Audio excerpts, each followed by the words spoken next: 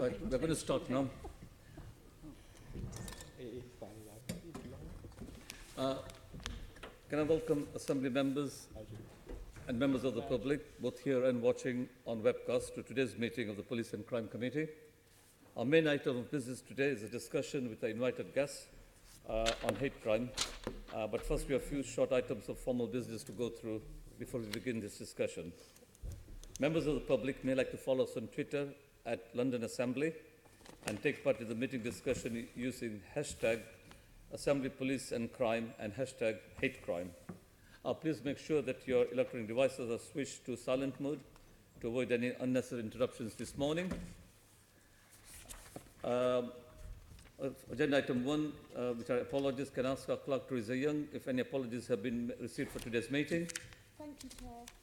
Apologies have been received from the committee's Deputy Chairman, Assembly Member O'Connell, and also Assembly Member Prince is substituting for him today, and also Assembly Member Duval. Okay. And in the gallery we have children from Oakfield Preparatory School in West Dulwich. So welcome. And I hope you enjoyed our discussions, which is obviously about the security and safety of everyone in the capital. Declaration of interest. Can I ask the committee to note the recommendations set out in agenda item 2? Noted. Can I ask the committee to confirm the minutes of the meeting of the Police and Crime Committee held on the 30th of April 2019 to be signed by me as a correct record? Yep. Agreed. Can I ask the committee to note the completed and ongoing actions arising from previous meetings as listed in the report? Agreed. Thank you. And can I ask the committee to note the response from the Mayor to our letter on setting local policing priorities and tackling neighbourhood crime, attached at Appendix 1? Noted. Thank you. So we now move to the main business item, which is a discussion with invited guests on hate crime in London. I would like to welcome all our guests, and can I ask you to briefly introduce yourselves? I'll start off with you, Dave. My name is Dave Rich. I'm Director of Policy at the Community Security Trust. My name is Jemma, Levene, and I'm Deputy Director of Hope Not Hate. My name is Louise, Holden. I'm the Partnership Manager at Inclusion London for the London Deaf and Disabled People's Organisation Hate Crime Partnership. My name is Henrietta Doyle. I'm Policy Officer at Inclusion London, which is a disabled people's user-led organisation. Good morning, everyone. My name is Waheed Khan. I'm Superintendent in the Metropolitan Police, and I'm the Met Hate Crime Lead. Iman, I'm Director of Mama Measuring Anti-Muslim Attacks.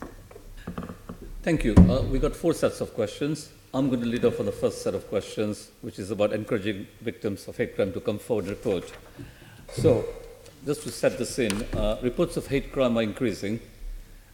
In your experience, is this because of an increased willingness to report, or is it a measurable increase in the number of offences taking place? And this question is directed at all of you. So if I can start off with you, Dave. The anti-Semitic hate incidents and hate crimes reported to CST specifically have been at record high levels for the last 3 years. And the patterns that they show lead us to believe that there is genuinely an increase in the number of incidents taking place. But there is probably also an increase in the willingness and motivation to report these incidents. And these both come, I think, from the same drivers. We've seen so much talk in public and in political life about anti-Semitism, so many front-page stories over the last 2 or 3 years. And I think this increases the number of anti-Semitic incidents and hate crimes because it puts the issue in the minds of offenders. But it also motivates people to report because people in the Jewish community are more concerned and more worried about anti-Semitism, so they're more likely to want to have something done about it. So we've seen rise in hate crime incidents since the referendum vote, and that hasn't gone down yet. Echoing really much of what Dave has said in terms of general awareness raising, meaning that more people are reporting, but that there are pockets where that's not the case. So, for example, Eastern European communities in London, particularly the Romanian community, lack infrastructure for reporting and lack confidence in reporting. But I think that generally speaking, another thing that we would flag is that some of the sources for hate crime are coming from specific engineered campaigns which are being escalated on social media and beyond. So it's not just important to look at the levels, but to look at where it's coming from and whether there's any kind of engineered campaign behind that. So my colleague Henrietta is going to answer. Currently, recorded disability hate crime is actually dropping. It did rise. In 2013, there was only 110 recorded, and this rose up to 612 in May 2017, but it's dropped down to 419 in April 2019, which is 4.6 less than the previous year. Now, we think there's a reason for this. There was a very good initiative in the Met to raise the response and investigation, improve the first frontline response of the police. It was called Disability Hate Crime Matters, and Disabled People's Organisation gave briefings to the police. And following those briefings, there was a rise. But since those briefings have stopped, there has been a drop. So we are very keen for those briefings or similar initiative to continue in the Met. It's absolutely crucial. They stopped after the cuts and the restructuring, but I heard from Met offices that there are good initiatives taking place, which made me positive that it's going to be embedded in the Met. But it's crucial, that frontline response from the police when someone actually has the courage to come forward to report a hate crime is really vital. Just clarify something.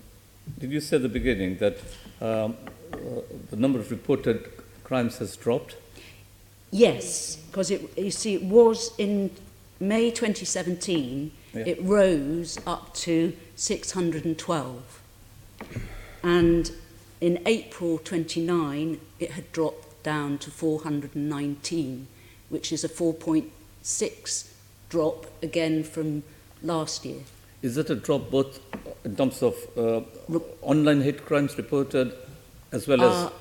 To be honest, I just got the figures. I don't know whether it's what's recorded and reported to the Met. So I don't know the differentiation between the two. It's just disability hate crime. Okay, I won't press you on this, but the information that I have in front of me is that, and this is a national survey, England and Wales, online hate crime against disabled people has actually risen by a third in the last year. Yes, my colleague was mentioning that, but I'm talking about London and what's recorded by the Met. But yes, as you said, nationally, there is a rise. Nick? Oh, sorry. You didn't have a question, so I apologize. But basically, we are talking about reporting of hate crimes increasing. In your experience, is this because of an increased willingness to report or a measurable increase in the number of offences taking place? Thank you.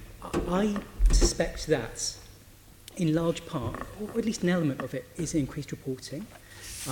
However, I know that us and lots of other anti-hate crime organisations within catching, just in London generally, are seeing a huge ramping up in the division between communities that are driving prejudice and an escalation in the scale and seriousness of hate crimes that we're seeing.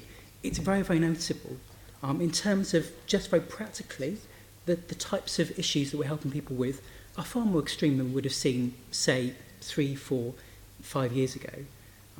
So, to my mind, that is having huge impacts on communities, but also I think it's a real demonstration of the need for us all to work together better, to actually think about what's driving it and actually to be working with those people victimised to try and get them the response they need. Good morning, everyone. So I'd agree that there are a number of factors that lead to the reason why we're seeing more reporting to us. I think some of it is around the confidence. People, I think, have the option of being able to either approach the police directly or via the partners that we have as a taster around the table here. So that provides us with, as a member of the public, if you don't feel confident that you want to approach a police officer, you can approach one of the partners. So that, I think, is one way that I think we're seeing an increase in reporting. I think we also need to take on board that after certain events, that would also maybe lead to an increase in reporting. So we know, for example, that following the referendum back in 2016, we saw a spike in the number of hate crime incidents, and that, I think, is something that we need to take on board. So I'd agree with what's been said, but I think we need to take on board that it's a number of factors rather than one particular factor that we can point to. And obviously, I think also the other thing to say is from a policing perspective, I think there's an increased awareness. Officers are a lot more aware and better trained in terms of dealing with incidents of hate crime as well. Ma'am. So echoing what my colleagues have just mentioned, there's a global rise in hate across the board.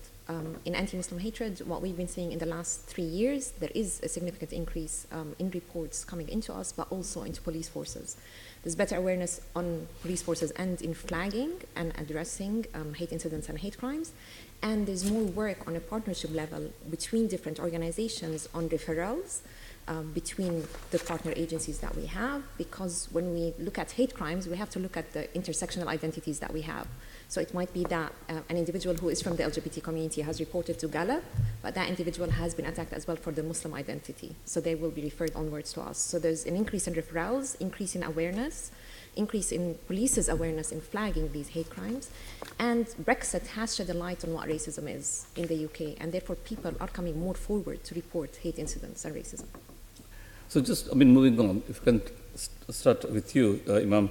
So how is the hate crime mainly experienced by the victims you support? Does it tend to be verbal harassment, physical abuse, or is it through aggravated or motivated crime? Can you sort of give us a flavor of the cases you get? Yeah, and the same question to you, to Dave, and Nick, and Henrietta.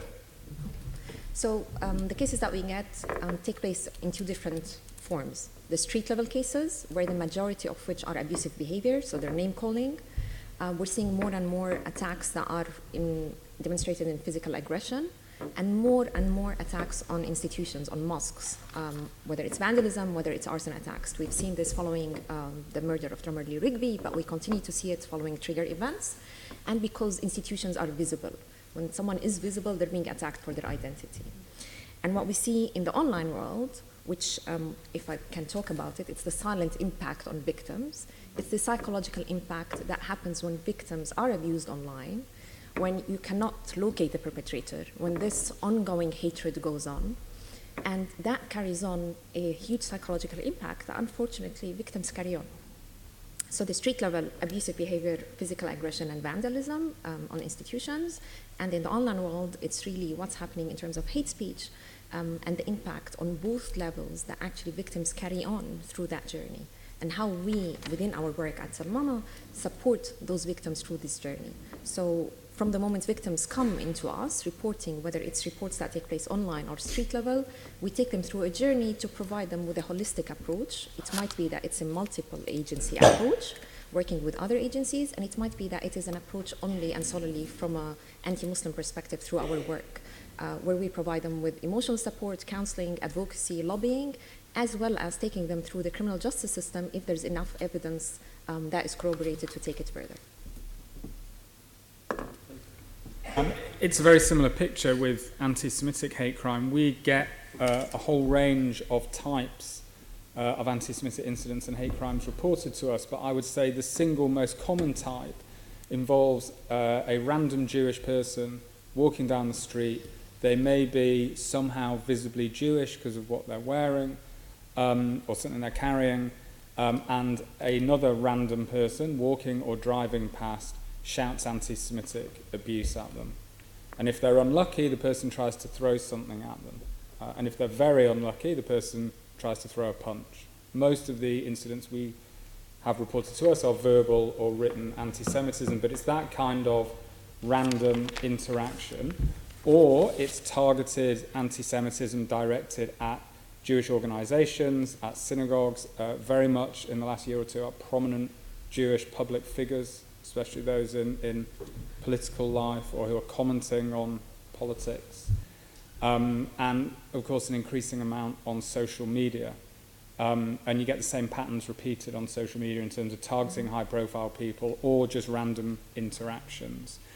And again, we try and give people who report to us a very similar kind of support. In fact, our Mama and ourselves produced this guide, a hate crime, a guide to those affected, which effectively walks a victim or a witness through the entire process from when they first report to post-conviction, post-sentencing, post-acquittal even. And it's a very straightforward guide to everything they may encounter, how to give us, you know, what is involved in giving a statement, what is involved in giving evidence. We will accompany witnesses and victims to court to give them that kind of support and get them whatever referrals they need. And our approach is very much a victim-centred approach, that really is about what they most need and want in order to come out of the experience feeling safer and feeling heard and feeling like they've got what they want out of that process. We've got a set of questions about raising awareness, but if I can ask you at this stage, that guide that you referred to, which you have done with Tell Mama, I mean, how do you get it out? So actually the Met have been very helpful in helping us to distribute it to their officers. It's been placed in courtrooms as well. It's something that we have online, and we will send an online copy to everybody who reports to us. Obviously we want to get it out as far as we can, so those are the different kind of methods, but I'd say the CPS, who actually helps us write it, and the police have been very helpful in that respect. Right, okay. Henrietta? My colleague Louise is going to answer this one. So with disabled people, they can experience any type of hate crime. The main hate crime is verbal on a daily basis. So what we're suggesting is the figures do not reflect the abuse that people are suffering on a daily basis. They perceive it as part of everyday life. The type of verbal abuse would be, you should have been aborted, you don't deserve to live, what is it doing? And there's a basic, there's a general attitude that disabled people's lives are less worthy than other people. So we think that this relates to the rhetoric in the media around politicians reported in the media as saying that disabled people are benefit scroungers and they're a drain on society. This was since the welfare reform bill was introduced. We have a quote from a disabled woman that said, "I rarely go into town and I don't use my big mobility scooter anymore because of the abuse. I feel safer in my car with the doors locked." So it can start off with minor incidents. For example, a neighbour putting bins in front of someone's car so they can't get in and out of their disabled parking bay. But these things can escalate really quickly. Disabled people are also called paedophiles, and this is not uncommon. They're isolated in their community. They may don't act, they're not a general part of the community, and this is very common for disabled people to be labelled as a paedophile. They've been physically attacked, tortured and murdered, and none of these crimes have been identified as a disability hate crime. There's a particular case in 2016, a woman from Maida Vale admitted 3 counts of assault of a person with learning difficulties.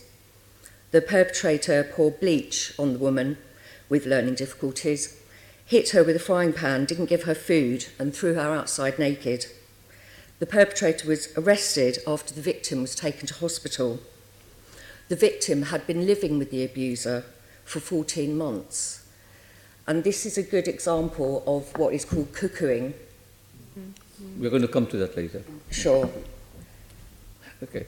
Before I bring you in, Nick, I think my colleague, Assembly Hall, has a question. Yes, please. I'm absolutely appalled at what you're saying politicians say, because whilst it's very difficult to deal with neighbours that are alleged to have said something, I mean, political parties should deal with that.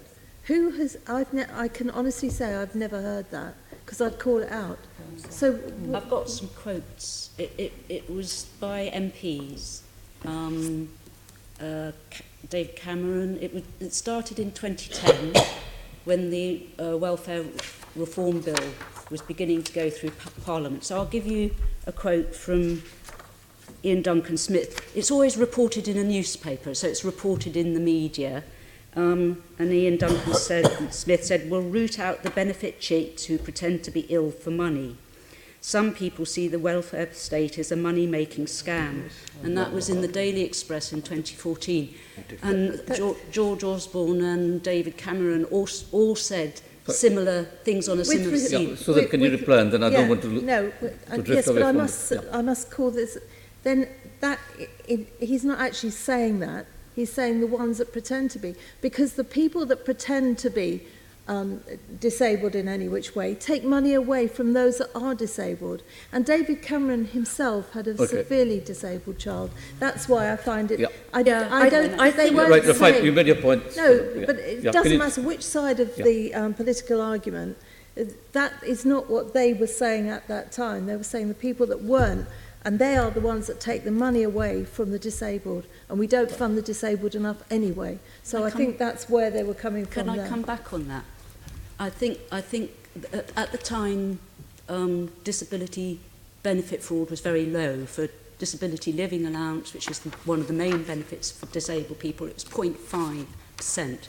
But what happened was that this rhetoric was picked up by the mainstream media. And for each week, there was a similar story.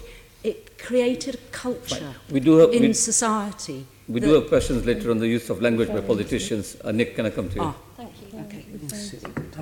So I think at Galop, so within our LGBT specialist anti-hate crime service, we see a mixture of people experiencing various different things, part of which is very serious, life-changing attacks, part of which is more everyday, perhaps verbal abuse that happens every week for 5 years to someone where they live, and the kind of impact will just build up and build up. So it's kind of a mixture of things.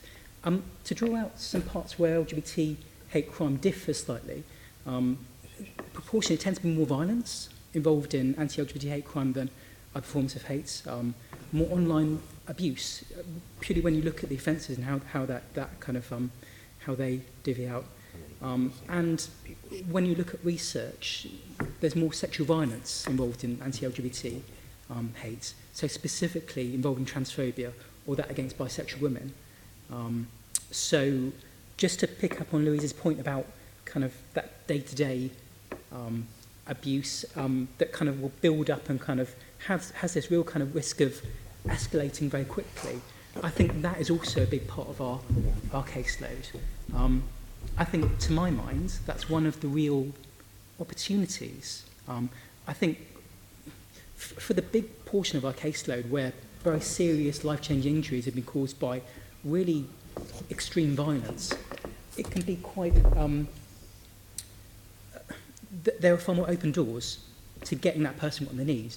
I think where there are kind of really serious, sustained forms of hatred that kind of like that are more ongoing in a kind of harassment type context, it can be very difficult.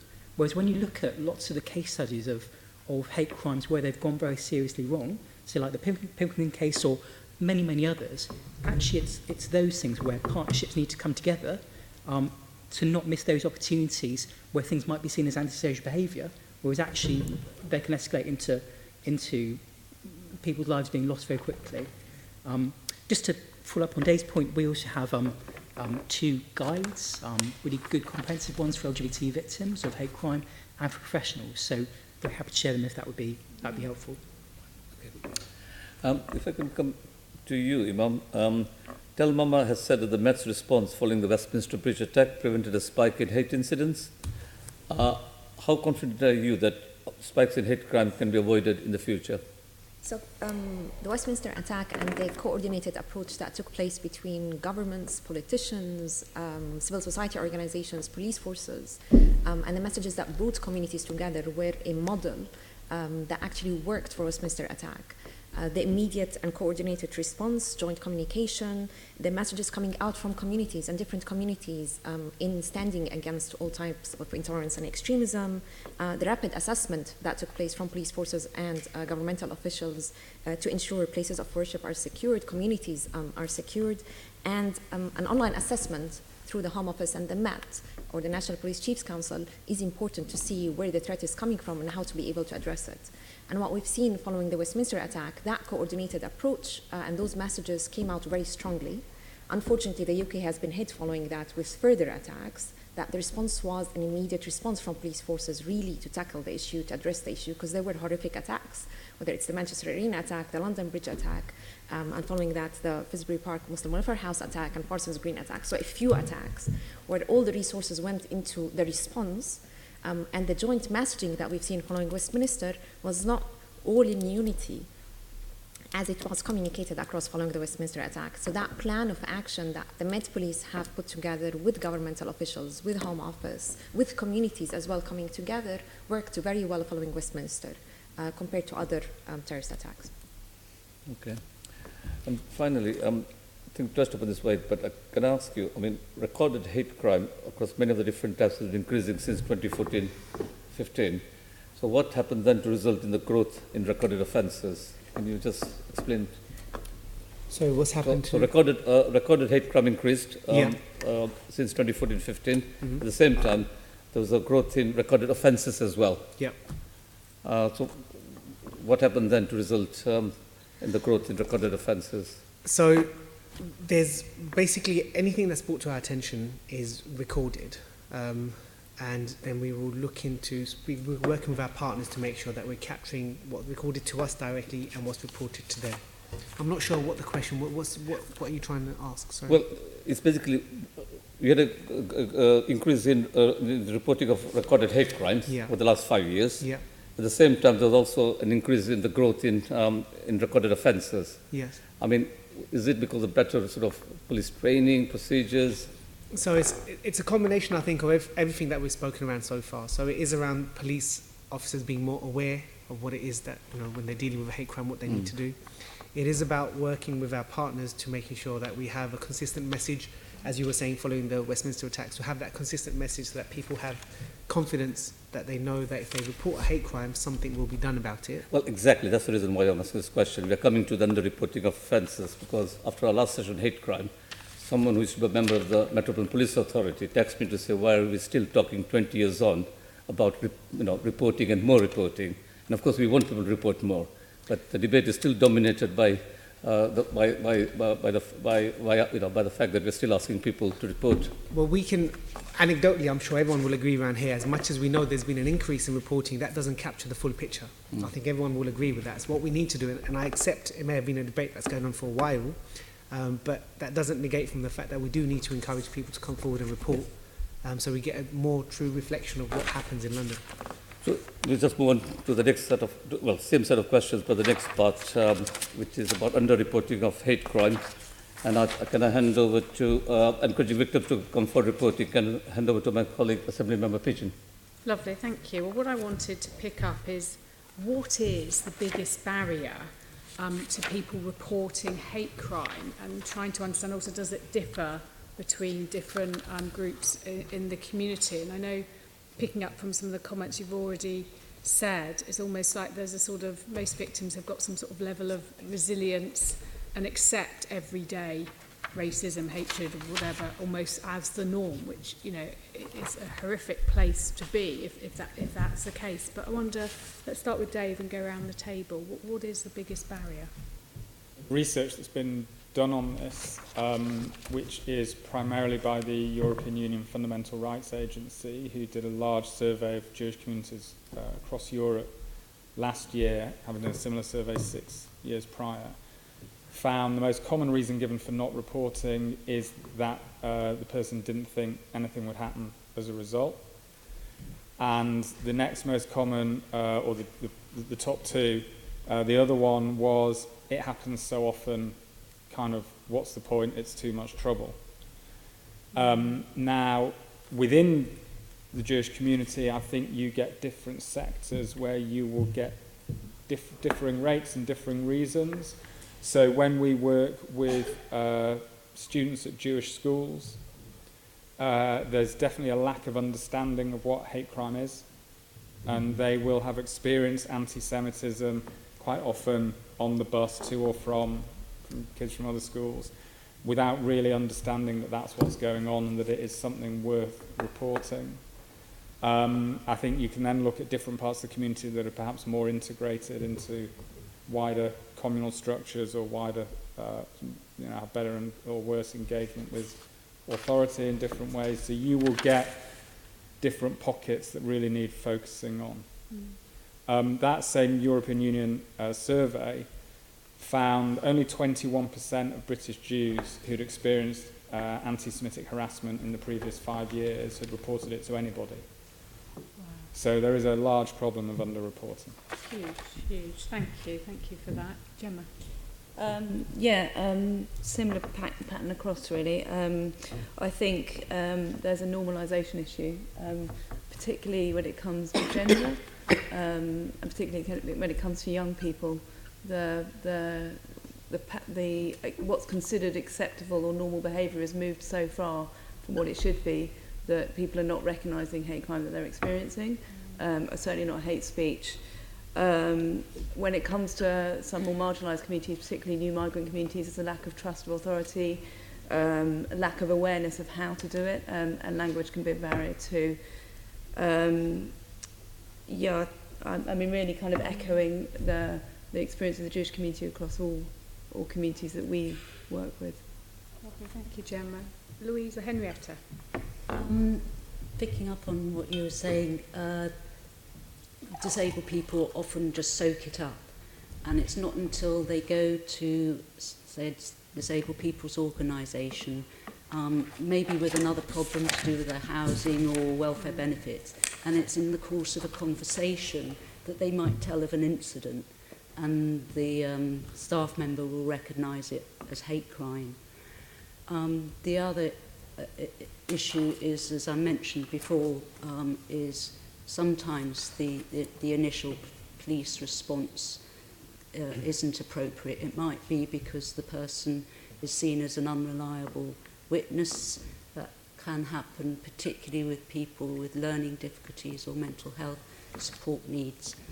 Or we've been hearing more recently, two aspects: that it's not recognised by the police as a hate crime, it's seen as antisocial behaviour, and it's put on what Met calls airspace and not fully investigated. Or it can, I was at an event where there was a large housing association, and they said they've tried to report disability hate crimes, and it's been passed back to them as antisocial behaviour that they need to act on.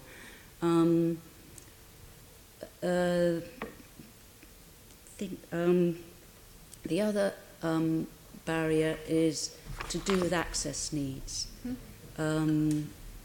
There's a range of access needs. Say if it's a deaf person coming to report a crime at a police station, then a British Sign Language interpreter may be needed.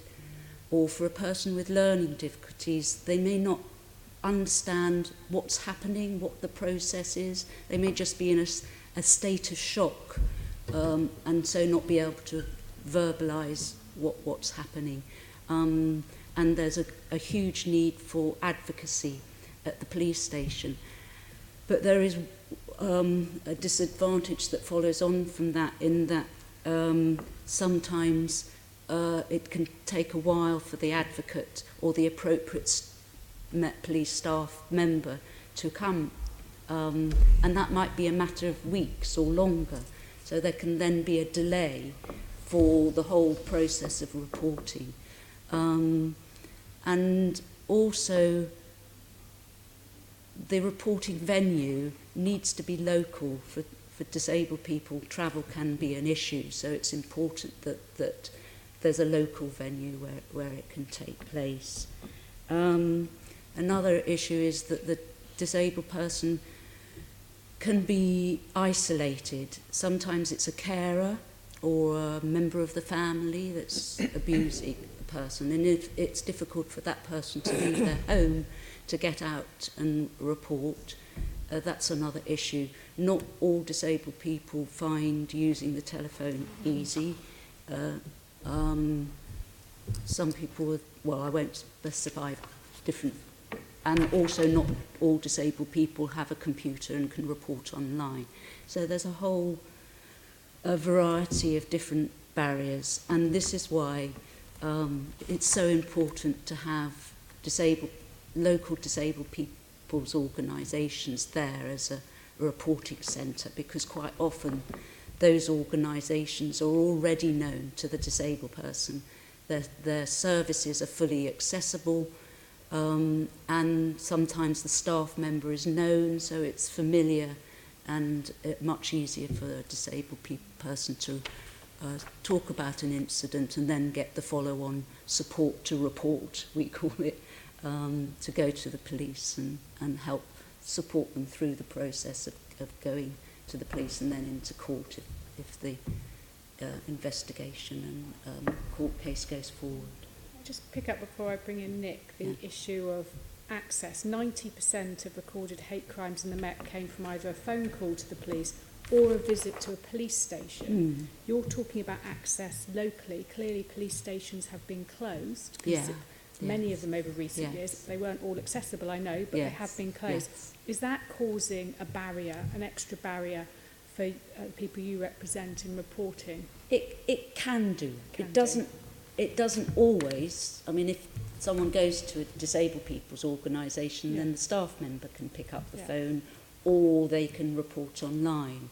But if it's a disabled person themselves and they are not in touch with other support networks and there isn't a local station, then and they don't know about the alternative, because I responded to the consultation and I know there was an intention to set up local, hopefully easy to access. So, but if they don't know about that, then it can.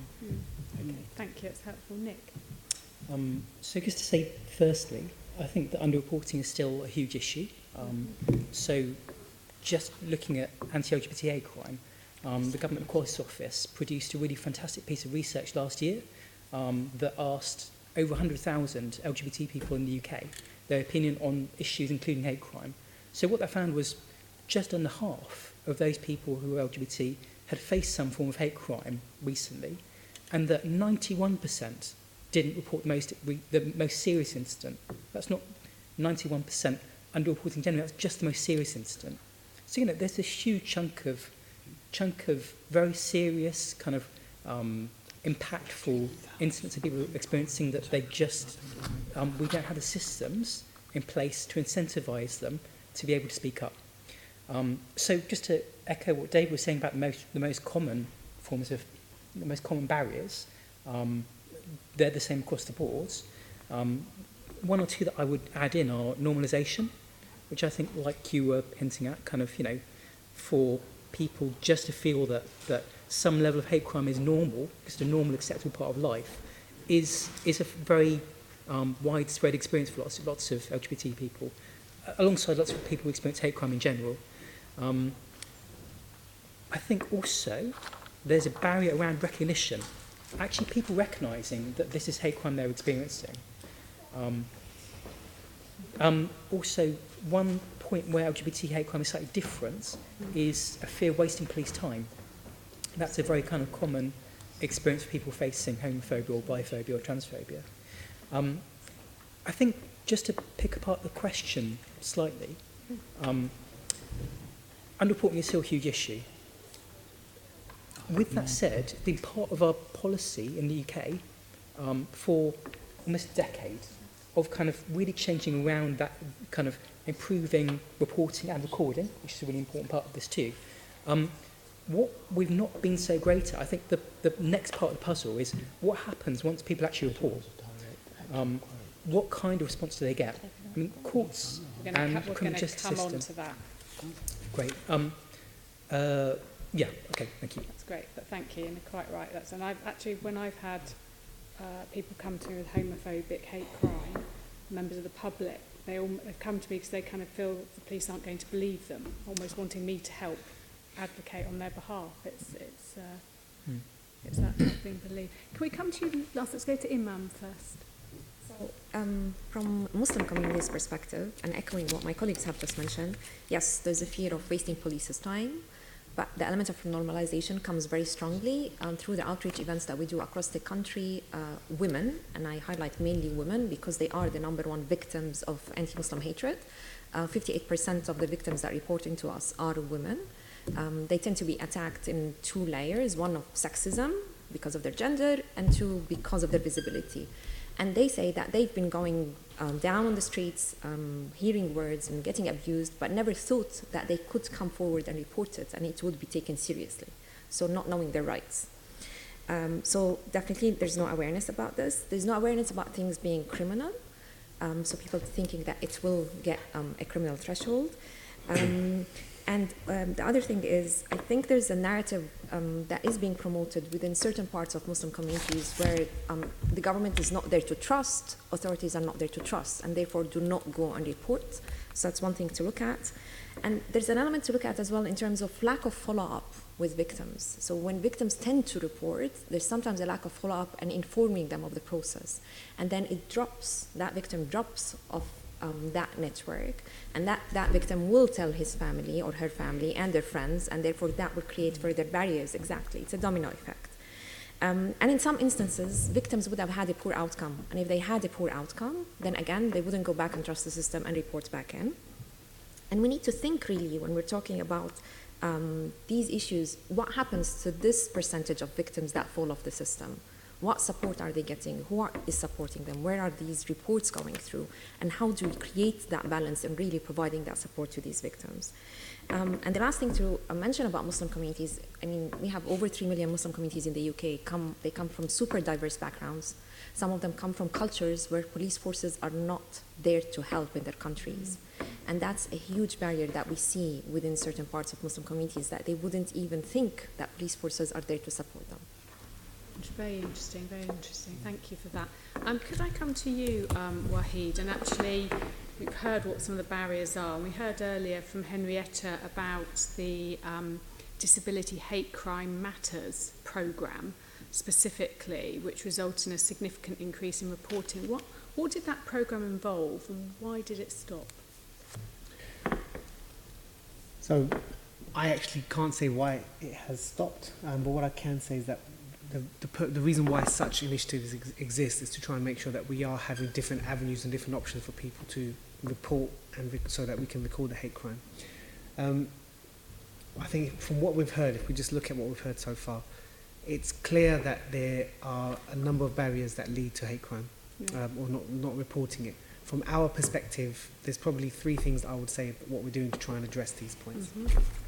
The first obvious one is to say that we can't solve this by ourselves, and it's about working in partnership with everyone around this table as well as with MOPAC. The second thing to say is around we have funding that we've received from MOPAC, for example, that we use to engage with the Eastern European community, who we find, for reasons that I think Iman put very eloquently, are very reluctant to engage with us in the way that they may do with other people. And that's for a number of reasons. It may be because of the police forces where they've come from may not be in the same way that we operate here. But we try and engage in the best way that we can. So that's another thing that I wanted to say. I also want to say that I take on board exactly what you said around points around disability and how the police may not provide that initial response always. But to try and make sure that we are now consistent, there's a couple of new approaches that we're introducing. The first one is following something that has been very successful in the domestic violence world, which is around trying to make sure that when an officer attends a scene, that there is, in effect, a certain amount of things they have to complete, a checklist in effect. We are looking to do the same kind of approach for hate crime, so that when an officer attends anywhere in London for a hate crime, that they make sure that they are consistent in making sure they deal with that. So that should hopefully address some of the points that you're making. And the other point that I would say is that we're developing a booklet for victims of hate crime, and this is being translated, and obviously you'll have seen this as well. It's something that we've developed in partnership with everyone here.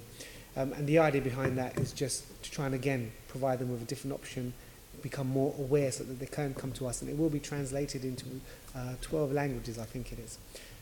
So the point I'm going to say is that, you know, the police, yes, we've improved. There's a lot more that we need to do, but we are looking to, hopefully the changes that you'll see coming up in the next few months should make a huge difference in dealing with the consistency point, I think, which will in turn lead to what Dave was saying around, you know, the confidence, the lack of confidence that people in some communities may have.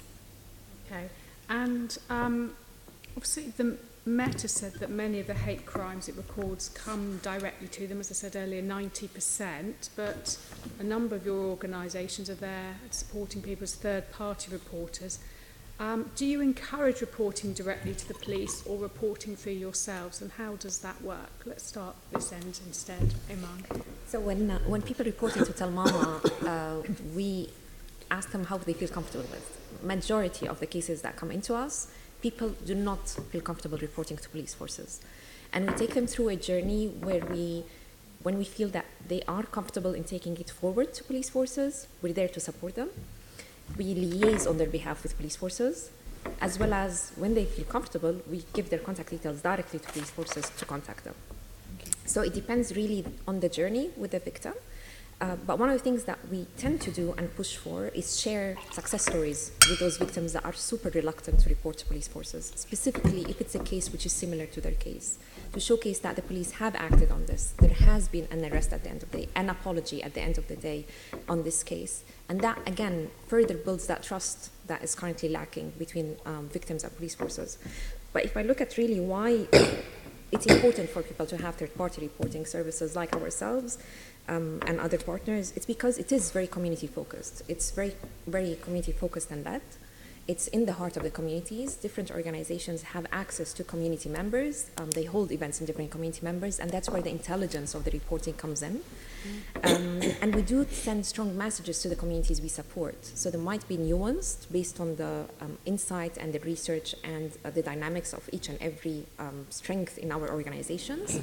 And it builds further trust in our organizations with the communities. When you deliver your service and you follow that victim's journey with the victims that report into you and provide them with the support, it speaks for itself. And that builds and empowers communities.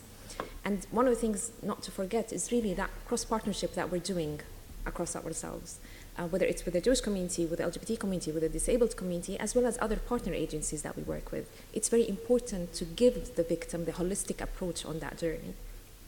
And last but not least, it is quite effective when communities feel that they have someone representing them and speaking on their behalf. It empowers them in one way, but on another side, it gives them a space where they make their voice heard that sometimes is not.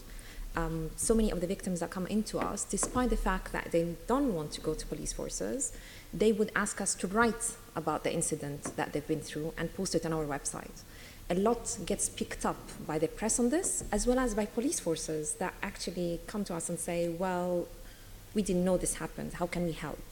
And that actually builds further on that impact and trust with the victim when they see that the police forces are interested in following on this. They have approached us to talk about this.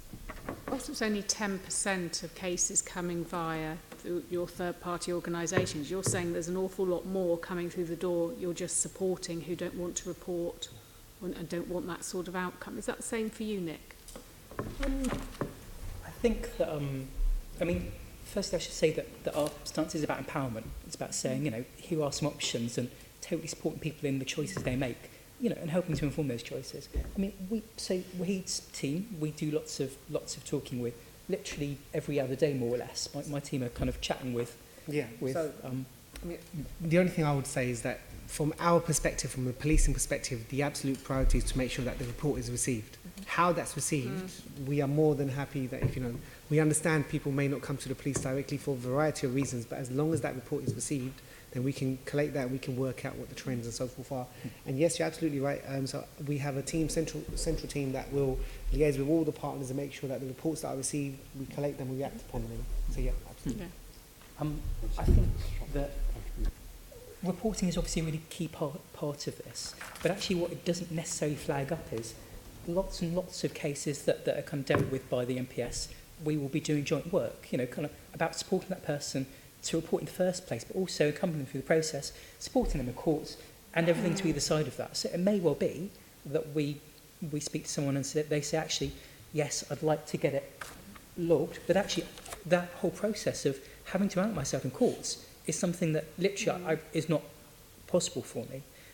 Or they're so fearful of having been targeted because of who they are already, open themselves to an authority figure further, leaving them feeling difficult, which is people's fear. I know that the NPS does fantastic work, but when you think about the fact that it's still in many people's living memory of when the police were not there to help them, when literally being LGBT was against the law and the police's job was literally to arrest them, that's a very difficult thing to overcome. And so very often we will help people to report and to get things logged and to help them through that process. But also lots of work just getting stuff recorded anonymously or just to get it recorded, and will help them with the impact of what's happened, emotional support, getting them moved, getting perpetrator challenged, helping with the emotional kind of financial impact of what happened. Yeah. Okay. Anyone else? Louise, do you want to say something on it? Yeah, I mean, I really echo what my colleagues have said there. The short answer is yes, we would definitely want people to report. I think the barriers are not previous experience, poor experience with the police. I think particularly for the disabled community, if they have had previous negative experience or they have been a resident in a care home or supported housing, or they have a really big care package where they have authority figures are a big part of a disabled person's life. There's a general fear of repercussion. So we would, our partner organisations, because we're set up a bit differently to the others, so our local disabled people's organisation, they're not just there to help people report hate crime, they're a completely holistic service. And it's really through building up trust with that person. So initially the person may not want to report, they may just want support to get moved away from the perpetrator, or I think we had a particular case where it was someone's daughter and they wanted to move away from their neighbour who was also disabled, who was the perpetrator. So yeah, we would definitely want people to report. We know it's really underreported. I think with disability hate crime, the percentage is so low of actually getting to court. That process of, and it's a lengthy process, and it can take a real toll on someone. So quite often, if they are seen as a reliable witness, and if they are prepared to go through it, and they're supported through an advocate, they still may not want to follow through with that just because of the stress. So yeah, so having more advocacy support is so important for disabled people. We have 2 disabled people organisations as a member of the Catch Partnership. This partnership is quite new, so we've been developing relationships, but it's been so positive, and with the Met Police as well, but we all recognise that it could be better. So thanks. Yeah, lovely, thank you. Jemma, Dave, did you want to add anything on this third-party reporting and what benefits I'd like to add brings? as an organisation that we don't support individual victims, but so what we do if we do get reports in is tell people to call the police or to be in touch with the police, but also let them know about appropriate community-based agencies like CST, Tell Mama, Galop. And actually we're about to launch a hub that's been funded by the BSVT programme from the Home Office, which will it's called When Hate Comes to Town, and it's actually looking much more at the bigger impact on communities. But in that, it will have a hub which links to all the different partner agencies. And I didn't know about your 2 guides, actually, so they will now get included into that content. So that's great. But I think I also wanted to just talk about the fact that hate crime doesn't ever just have one victim, because it leaves the whole community fearful. And actually, fear of hate crime is an issue in and of itself. So I think that, using the anti-Semitism example, which because it's been so much in the public arena, the impact of that on a whole community needs to be taken into account as well. The more we talk about hate crime, whether it's responsible reporting or not, the more fearful an impacted group will be. So it's not just an individual victim of a hate crime we need to look at. We need to look about how to work with communities to build resilience. Of course, that is something that we do, but I don't think that's really relevant to this particular question right now. That's great. Thank you. Dave? So to answer the original question, yes, we always encourage people to report to the police. If they don't want to, we will offer to do it on their behalf. And because for quite a lot of people, they will initially contact CST rather than the police because it's easier and quicker. Yes. And so if we offer to make that report on their behalf, that also answers that need. There are some people who simply don't want to go down the criminal justice route at all, and they contact us because they want to tell someone. They want their experience to be logged and recorded and recognised and to be official. Because perhaps there are other there's other kind of support and referral that they're looking for that is not criminal, but that we can still help them with. And if those people again come through that process and get the satisfaction and the outcome they need without having had contact with the police, then that's still a success, even if it doesn't go down as a recorded offence or a prosecution. And also it's helping you in terms of trying to get more accurate data of what's really going on. Yeah, thank you for that. Sean.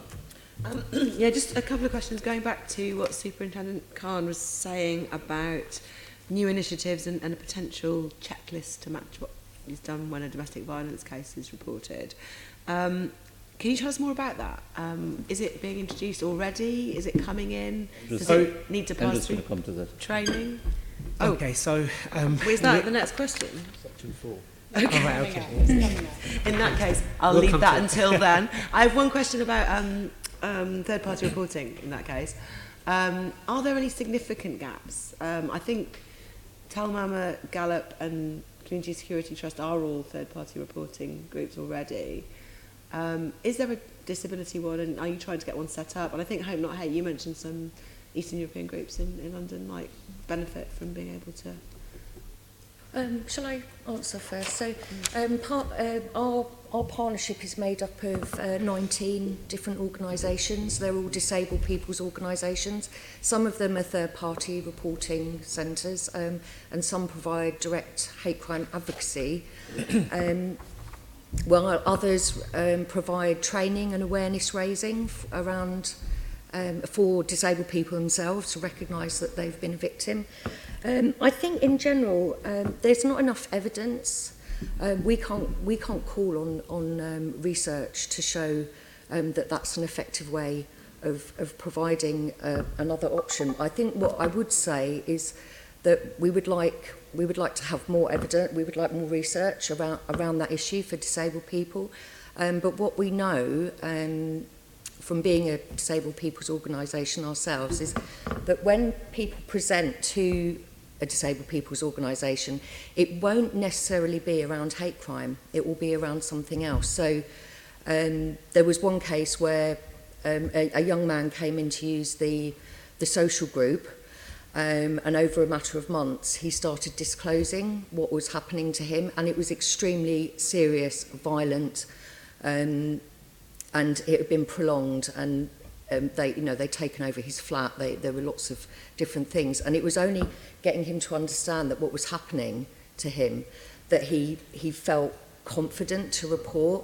When he reported, 2 police officers attended straight away, but he had communication issues, so he then had to wait, I think it was about 3 months, to see a specialist officer that could take his statement. Between that time, he's still living with those perpetrators. You know, they're still in his environment. So it's... I don't necessarily think disabled people would see a third-party reporting centre and attend and say, yes, I want to report disability hate crime. They're more likely to come to a disabled people's organisation about something else, and then through the course of building up trust, they would disclose. So it's better to have lots of different avenues for people to report, but yeah, we haven't got enough data on whether that's good for disabled people. I don't actually know yet whether the outcome of an application process that the Home Office put together has resulted in a project to support Eastern Europeans. I know that we applied, there was a wide application. We didn't get the funding. I don't know if the outcomes of the funding addressed specifically the Eastern European community, which is what we had applied specifically for somebody to build a bilingual website in English and Romanian specifically for the Romanian community. The Polish community in Britain tends to be better supported. There's more infrastructure. It's got more of a historical basis, so it's the newer Eastern European communities that we're more concerned about in terms of not having the infrastructure. And again, going back to what's been said several times already, in terms of that distrust of authority and that not really necessarily seeing themselves as a permanent community yet, which means that they're not investing from their side either. So not really feeling like an established part of London society yet, which I think isn't true for all Eastern Europeans living here, but I think that there is there's an attitude of, well, we don't know whether we're here for good, so why would we invest time in creating these kinds of infrastructures? And it's not just about hate crimes, but, across the community, everything. And also not having community figures who people see within the Eastern European communities that people relate to as leaders. So that's an issue too. We also have quite good links to the Gypsy and Traveller community within the London Assembly. Do they have a third party? I mean, you might not know, the police yes, they do. might know. They have a third party reporting? 2 or 3. Okay, sorry. I don't know how effective they are or how well used they are, but they do exist. We can maybe ask them. There is the one for the Polish community, or Eastern European community. It's called the Eastern European Resource Centre. And I think both ourselves and CST, as well as the National Police Chiefs Council, hate crime leads, have met with them and actually shared with them best practices and how things work. And they started doing the work. So yeah, there is one, but most probably the infrastructure is not yet fully on, and it's a part-time third-party reporting, not full-time. We've got to move on, but just one very quick question to you, Henrietta, and that's about cooking. We talked earlier about cooking, which is often a feature of disability hate crime. Cooking. And what can housing providers in particular do to make sure that alternative housing provision is available for victims of this type of crime?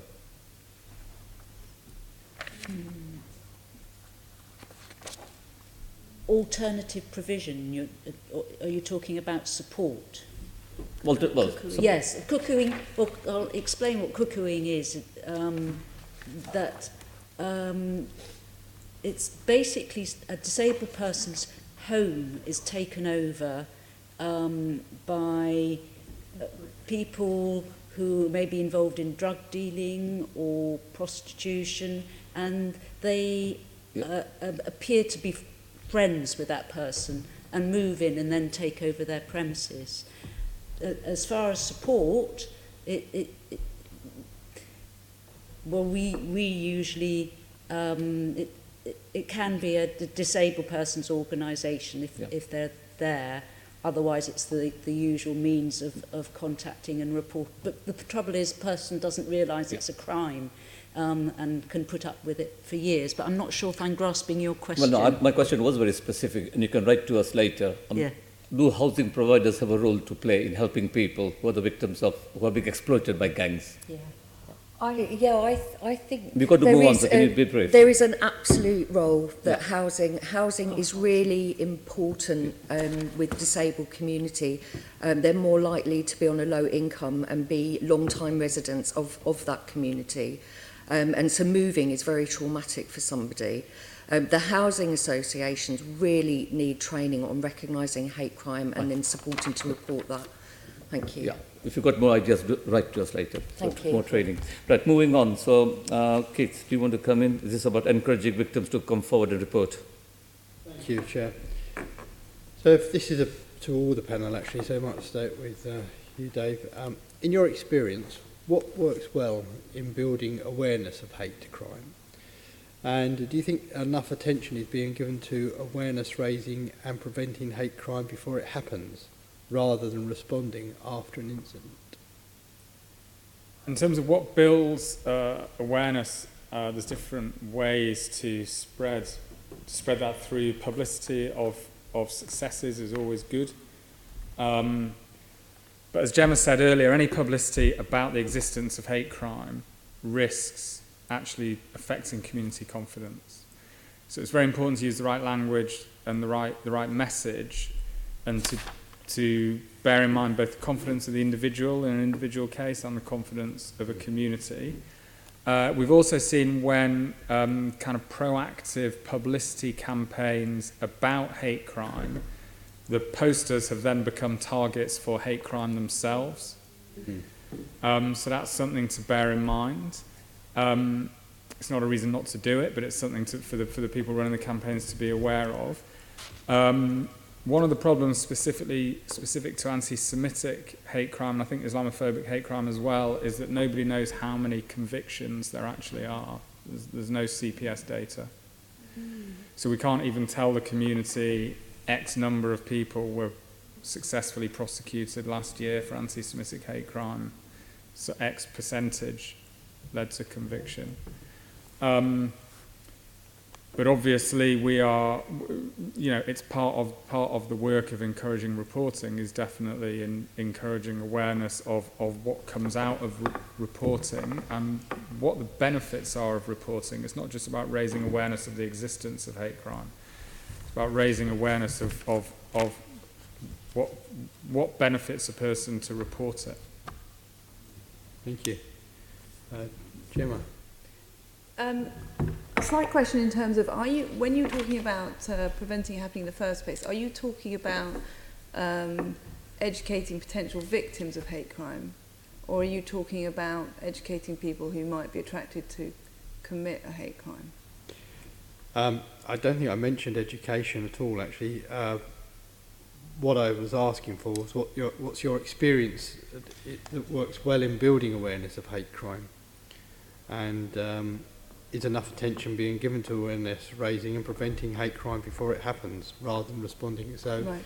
It's more about what do you think works well in building awareness, and are we giving enough, are we concentrating on that side of it rather than the reactionary side? So it's about right. being more proactive than reactive, I think. So I think that in that case, I think that really kind of echoing a lot of what Dave said, but I think that the CST has been particularly good in the Jewish community at explaining the importance of reporting in order to build up a wider picture. So that's something which I think is that anybody can replicate across the piece, and that, particularly perhaps in terms of the LGBT community, that you never know when what might feel like wasting police time to you stops a far worse crime happening to the next potential victim. So kind of educating minority communities or impacted groups about the importance of being a piece of the jigsaw in terms of building up that picture of the kinds of crimes that are being committed, the spaces they're being committed in, whether that's online or offline, I think is very important. So I think it is getting that message out that even if it doesn't seem, even if you feel quite resilient and you're not bothered, which I think, going back to something you said about school children, well, I'm not bothered. Why should, I'm hard enough to the fact that somebody shouted something anti-Semitic or Islamophobic at me on the bus. I don't feel the need to even tell my mum and dad, but actually getting people, especially young people, to understand that it helps stop worse attacks. So I think that that's a message that should be being used across the piece. Thank you. Louise, you want to add to that? Yeah, thank you. So what we've found works really well is having training packages that are delivered by disabled people for disabled people, and we're lucky enough to have received funding from the lottery for the next 4 years to develop a range of modules. But that works fundamentally well, and I must say the input we've had from the Met Police has been fantastic, and the hate crime coordinators that have attended some of our events now get it. Once you get it, you can't unget it, and there's just a shift in attitude. So really engaging with disabled people directly and hearing their experience. British Transport Police were completely unaware of the levels of hate crime that occurred on a daily basis for people.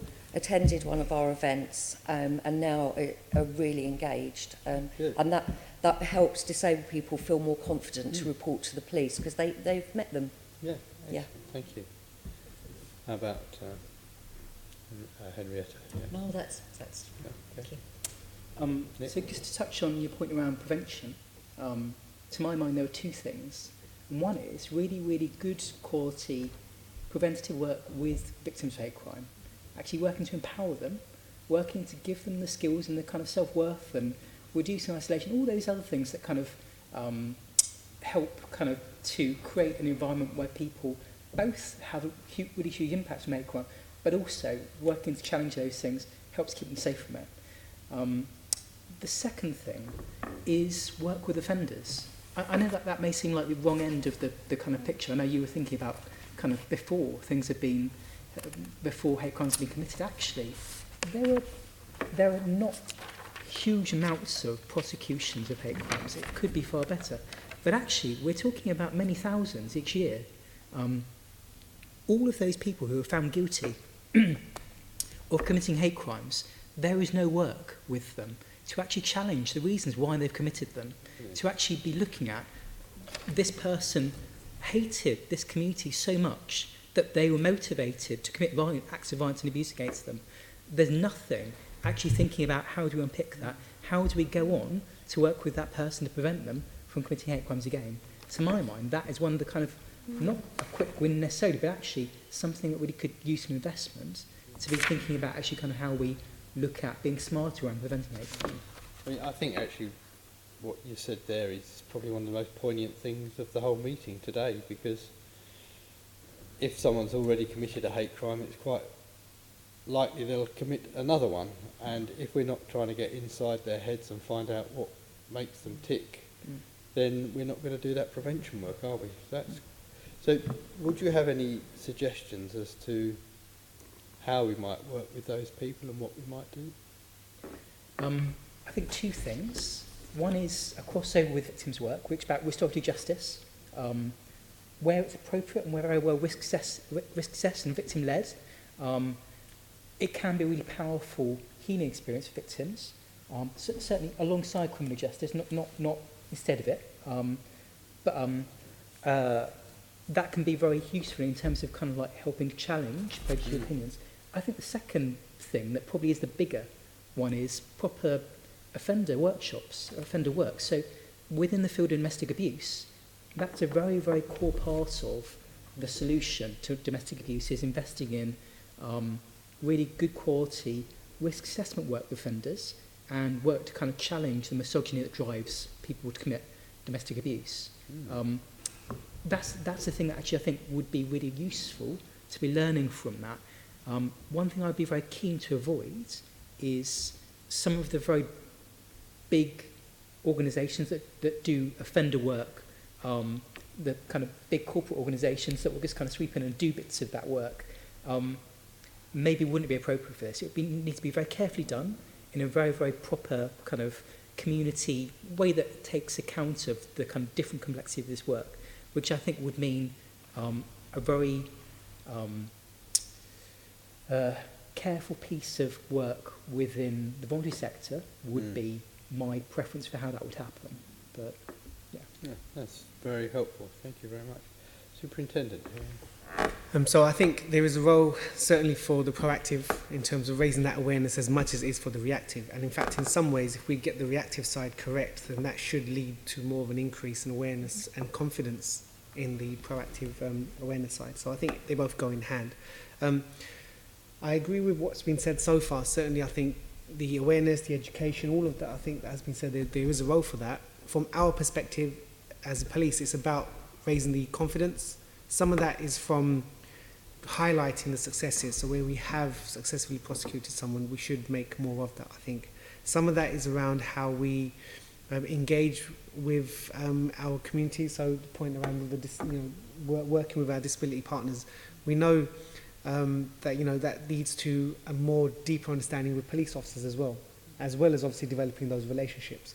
So I think there's that side as well. And then finally, I would say it's about communication. So as much as everyone around this table will be producing their material that they share with the community, the police need to be doing something like that as well. So we are developing, as I've said earlier, we are developing something that will be in multiple languages as well as Braille. Okay. Perhaps I could ask you another question of you, actually. And it's under recorded offences. Apparently, it's difficult to provide a figure on how many hate crimes have taken place in the capital because one offence might have more than one hate flag attached to it, apparently. Is there any way that the Met could look at how they record it so that we could have an accurate figure, do you think?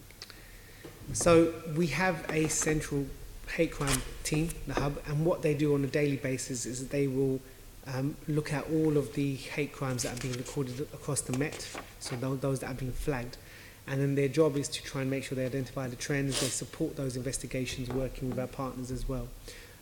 But yes, so that's what they are doing, and increasingly I think that you'll find that that should resolve a lot of the issues that I think you just mentioned. Okay, thank you. And sorry, did you have anything to add, please? So sharing good results and success stories is good to highlight what's happening, and it's true. It's good to highlight really building more awareness around hate crimes.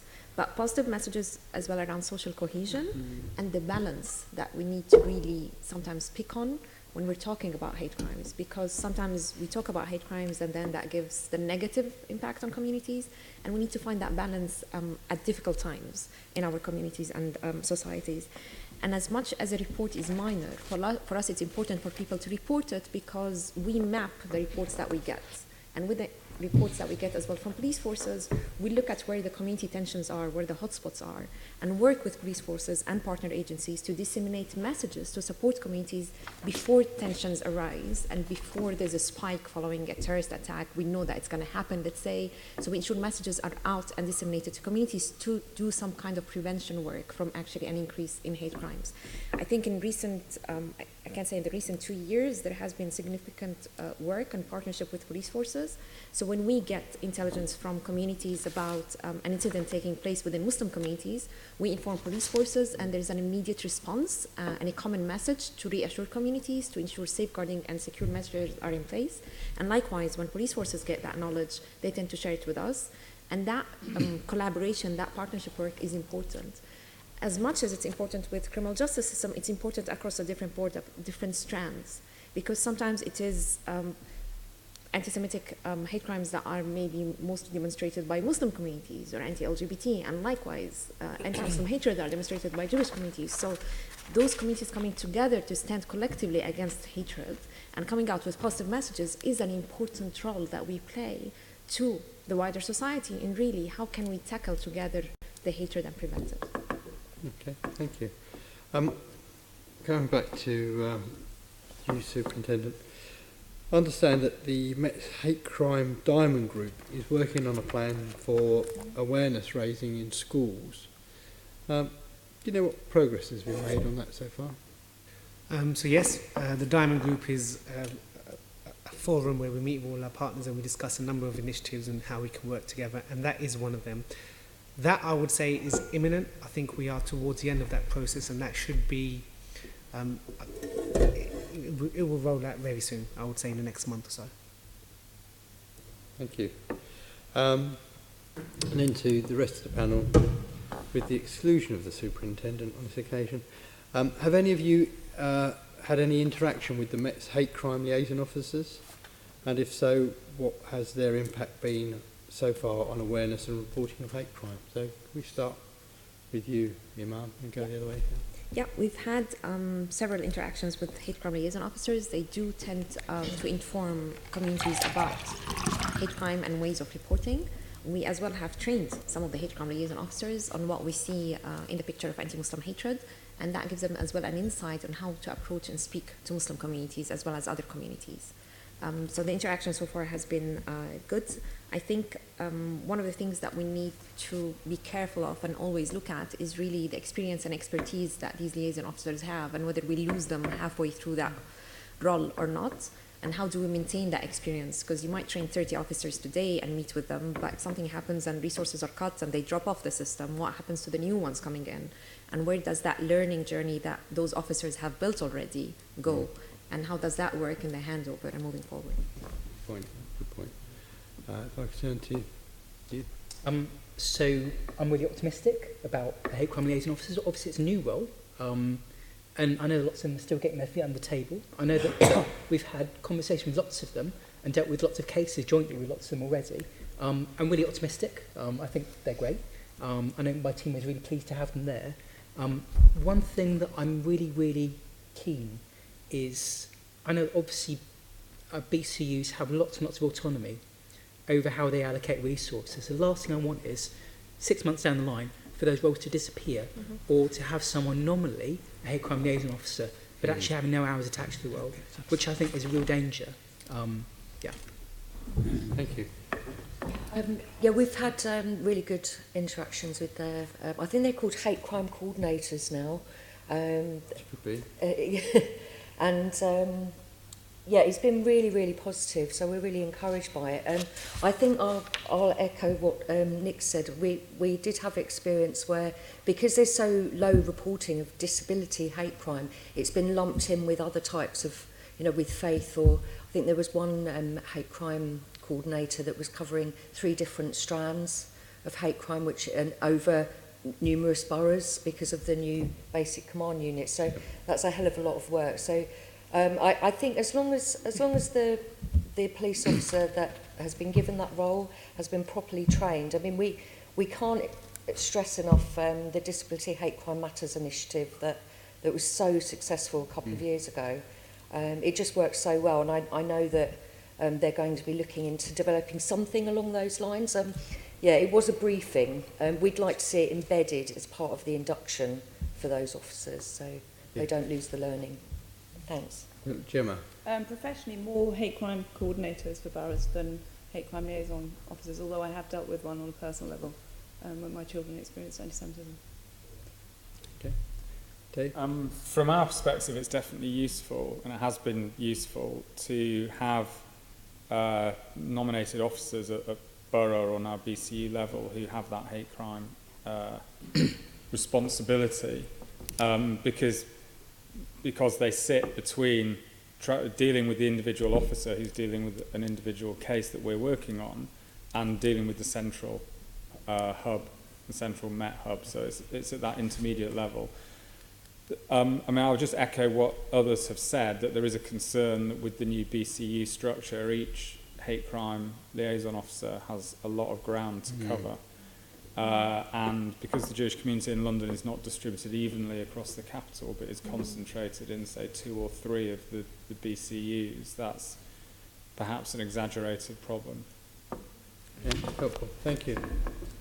I want to come in now. This is a specific question to you, Jemma, and I've got your excellent report here. Hope not said, so I must say you do some excellent work there. Just looking at this issue in a wider context, what do you think have been the main qualitative changes in recent years? What are the drivers for the rise of hate crime? And in particular, what, do you think there are links between the growth in hate crime and the rise of far right-wing extremism? Yeah, there definitely are links. I think the undermining of people's trust in authority and willingness to engage, trust in politicians, but actually trust in any authority figures. There's been a massive falling off of figures in communities who people will engage with and will trust. So, yeah, I've got on here too, but like we say, people versus the elite as a narrative has meant that people's don't feel that they have a necessary relationship with their local councillor who they would go to complain with or drop into their local police station. They would express their anger either online or offline instead. So definitely that kind of erosion of engagement with all the civic structures which are there to help people has meant that the people are who want to or who are angry enough to commit a hate crime are more likely to do that as a result. That goes back, I guess you can go even further back than that to look at people's sense of economic security, people's sense of aspiration having been completely eroded. So there is not feelings of frustration, feelings of not having an opportunity, not having a voice, and all of those things feed into hate crime. In terms of the growth of far right, as we've been saying for some time, the violent far right has shrunk in the last decade, but the core of it is much more violent and dangerous than it has been before. Not just from National Action, but from splinter groups from National Action and other groups like that. And it's also younger, and there's a sense of spurring each other on. There's a glorification of violence. There's a glorification of rape as a tool of violence, which is happening in closed, encrypted groups. And so that is spilling out.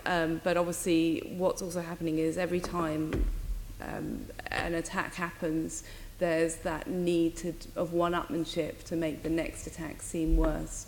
And on top of that, obviously, there's the sharing of content. So people who might not want to necessarily commit an act of violence will be comfortable watching acts of violence online and sharing insightful content. And that will obviously spill into offline hate and offline both verbal and physical attacks. So, really worrying state of affairs. And it's difficult to see the way forward, really, in terms of re-engaging people with civic society and re-engaging with people with a system that they feel they can trust. I mean, in your report, you comment about the way that Parliament has handled the Brexit process.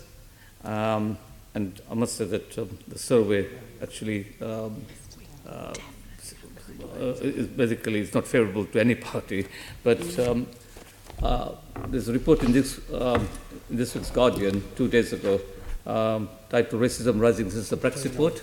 I'm sorry, and is that the Racism Rising Since the Brexit Vote, a nationwide survey. Are you aware of this report? I'm sorry, It came out 2 days ago. I'm not sure if I've seen it yet. I can't. No, I was just trying to draw the link between what you said in your report, which came out much earlier this year, and this survey that was reported in the Guardian this week. Right. It's a very in-depth survey about rising racism and racist attacks since the Brexit vote of 2016. So have you got any I mean, it's definitely, that's exactly what all our polling is showing, is in terms of attitudes have hardened since 2016. There's a real gap in the middle in British society now between people who have hostile views and people who are more positive about things like multiculturalism and have more positive views of minority groups in general. So that we've definitely since the Brexit vote, there has definitely been a hardening of views, and it's also it was an enabler. So the rhetoric that was used in the Brexit by the Leave campaign enabled people to say things, and the win by the Leave campaign enabled people to come out and say things. I mean, straight after the referendum, we saw stickering and leafleting specifically targeting minority groups, and not just Eastern Europeans, but other minority groups too. And that rise in hate crime hasn't, I'm sure everybody here knows this, hasn't gone down since. So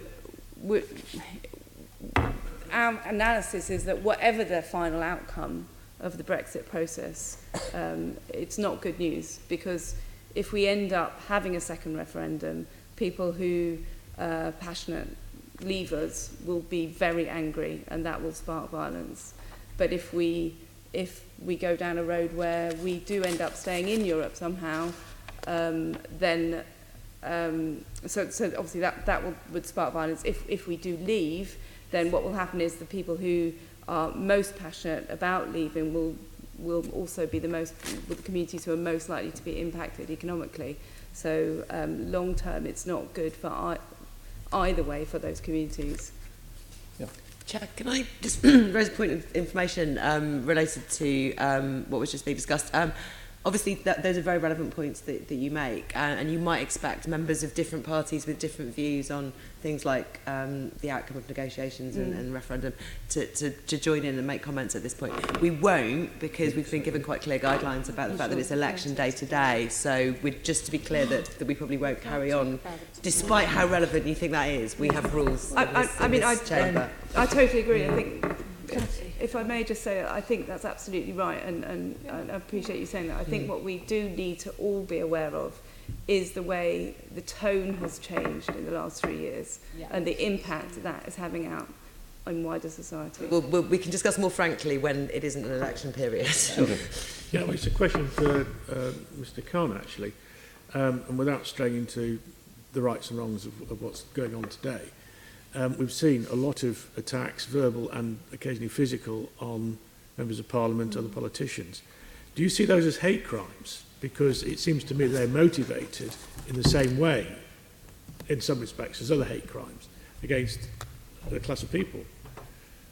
So if someone reports something as a hate crime, then we will investigate it and we will review whether it constitutes a hate crime. But obviously, it's difficult for me to comment on individual cases. No, but the Commissioner has made clear that if someone... I'm talking about this as a class. You know, I mean, politicians are not a protected group in the same way as people of faith or ethnicity.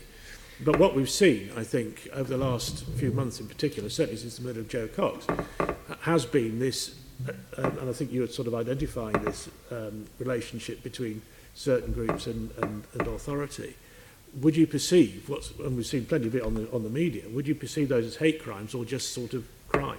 Or not so again, crime at all? what I would say is obviously our job as the Met is to facilitate lawful protest, lawful kind of views, you know, freedom of expression to the extent where it doesn't breach or then breach another kind of law. So where hate crime is identified, and if any of the speeches or any actions are done that can constitute a hate crime and that's brought to our attention, then absolutely we will look into that. But as a homogenous group, I guess, the answer would be that we'd have to look at the individual circumstances, balance that with the fact that obviously, you know, we do have other we do need to take into account the fact that people have the freedom of expression so far as it's possible without breaching other laws. Okay. Can I ask you, Iman, do you support all parliamentary groups call for the introduction of a definition of Islamophobia, and do you think this would be helpful in tackling hate crime against Muslims? Okay, so... and again, in the interest of time, can you try to be as brief as possible? Yeah, no problem at all. So we, from a Talmama perspective, we welcome a definition to be put in place. As an organization, our role is not to create a definition. Our role is to support victims of hate crime, but we welcome the robust discussion that is currently in place around a definition for anti-Muslim hatred. It will help. Good. And finally, Waheed, your thoughts on gender-based hate crime. A number of UK police forces are recording misogyny or gender-based hate crimes. Is this something you'd like to see in London? So in London, the Commissioner has made clear that we abide by the legislation that outlines what constitutes a hate crime. Anything that doesn't constitute or fall within the definition that we follow, we would still investigate it, but for the purposes of hate crime, we follow the legislation. I mean, I do know that there's a review going on that's being led by the Law Commission, but as it stands, the Commission is clear that we will investigate those things that fall within the definition that exists at the moment. Okay, we'll leave it at that. Moving on to the next section, which is support for victims, role of the third sector, and I'll hand over to Susan. This is a much shorter section, and they're mainly to you, Nick, if I may. How does the work you and other organisations carry out through Catch Consortium differ from the other support roles you provide? So if I give you a quick overview of what Catch is, if that would be helpful. So I think broadly we know because we've had a very good briefing here. But very good. Yeah, so how it differs, it would be the fact that it's kind of leading specialist, community-based hate crime support services with a huge track record of being based within communities, being specialist in kind of like working with those communities' needs, being based within those communities and having that huge wealth of expertise. So obviously the fact that it deals with all strands and the fact that it deals with all boroughs is a really, really huge boon. It's kind of really, really fantastic to be able to deal with whoever is facing hate crime in the way that they need to be dealt with. So the fact that it can be intersectional. So all the specialist organisations within Catch have worked very hard to be safe places for people from whatever set of identity communities that they belong to. I think one of the things that makes it has made it come out with such fantastic results is the fact that it's kind of so victim focused, focused on helping people to cope, recover, and helping with empowerment. So through emotional support, through practical help. Just to give you some stats around kind of what it's actually produced. So 76% of Catch clients have feel more able to cope as a result of the support they've had. 87% have improved well-being, 88% feel more empowered as a result of it, which I think is a really huge testament to that really, really careful, professional support work and advocacy work that those advocates do. How does it differ from your other work that's not within Catch? So Catch is essentially kind of very careful, in-depth advocacy work. So it will be helping people to report, helping people, assisting them through the investigative process. It'll be helping them, supporting them on the day of courts. It'll be helping them with all the other things around that person's experience that kind of impacts them as a result of their experience. So that would be the kind of the key thing that makes it different to other support services is that kind of intersectional cooperation between leading services giving a very professional, in-depth advocacy service. Okay, and how many victims has Catch supported to date? To date, I don't have it off my head, but just this year just gone, it was just over 400. I think as a bit of context, Catch was initially a pilot project, just to be dealing in two with boroughs, two. yeah. So we're still on that same level of funding, even though Catch partners are doing their best to be able to cover Pan London with whatever capacity they have right now. So I think it's worthwhile knowing that they're within that very limited capacity and still keeping to very careful, in-depth work. What we would love to be able to do is to be able to offer Catch properly and a kind of to actually be able to promote Catch and give it the kind of best kind of opportunity to everyone who needs it to be able to access it. Okay, because I was going to ask you, do you actually work with victims of hate who don't report it? Yes, absolutely. You do. So that's included in the 400, is it? Yes. So in what period of time is that? That was just last financial year. So the last year, okay. How many advocates do Catch have? There is one Catch advocate within each of the partner services within Catch, that's 7. So. It's worth saying that, like I was saying about very limited capacity, they're on a very small amount of hours. It's proportional roughly to the amount of hate crimes that the kind of caseload. So, for instance, with race, because there are proportionally more race hate crimes committed and reported, there's more capacity within that, and kind of there's a differential there. But so there are 7 advocates, but differing and quite modest actual hours within them. So what would be fantastic is to be able to actually scale up to a really proper level of capacity that London needs. So most of them are on part-time. I read, and I think this must have been a mistake, I read that on some of the funding arrangements, 168,814 pounds was for a part-time caseworker to support LGBT victims of hate. That's not right, is it? No, that sounds wrong to me. Yeah. £168,000. No. So no, that's certainly. I must say, I was a little concerned. I thought I can train for that. Part-time as well. So I don't know where that came from, but we'll certainly look into it. But you can absolutely assure me that that is incorrect. Oh, it's on the paper, doesn't it? Yes. Okay. How do you find these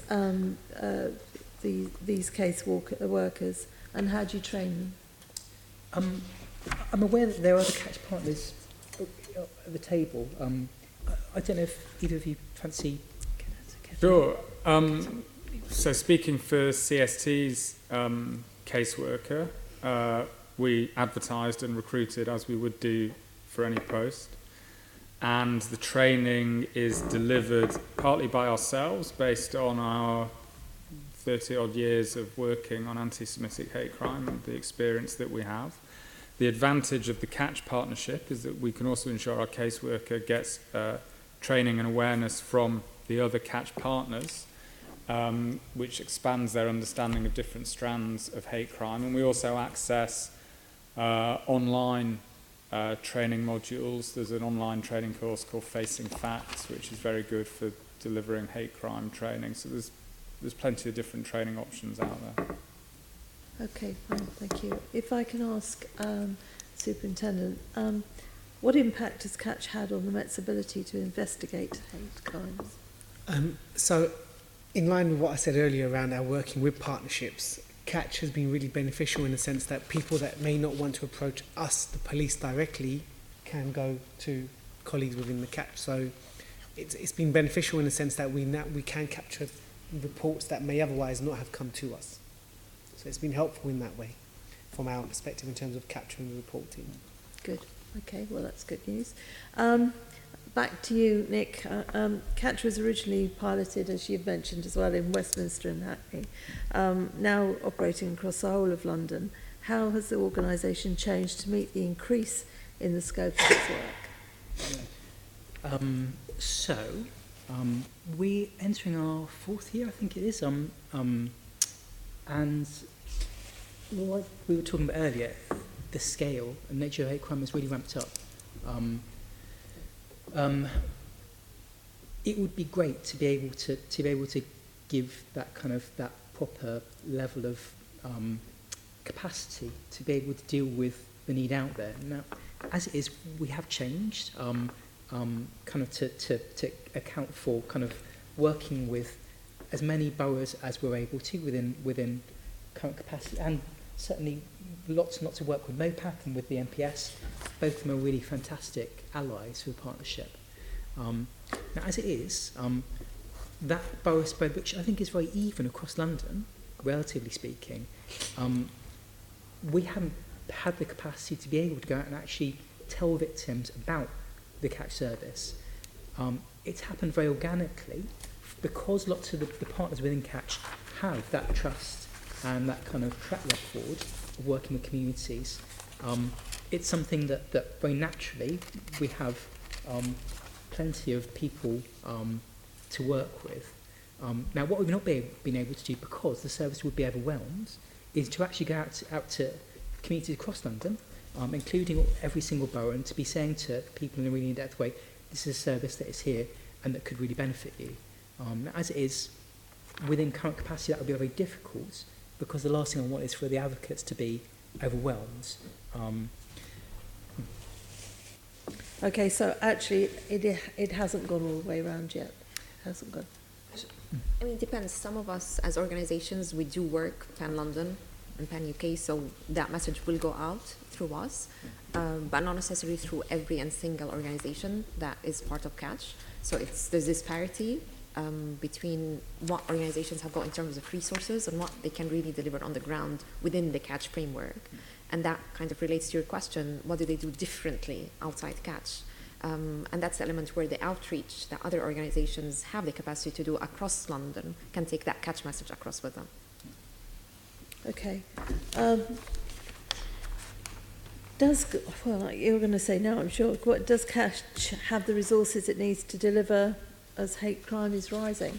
So you're saying basically you don't have the resource to do that? We have the resource to be able to deal with those cases that really, really need some in-depth expert advocacy. We have the capacity to be doing that.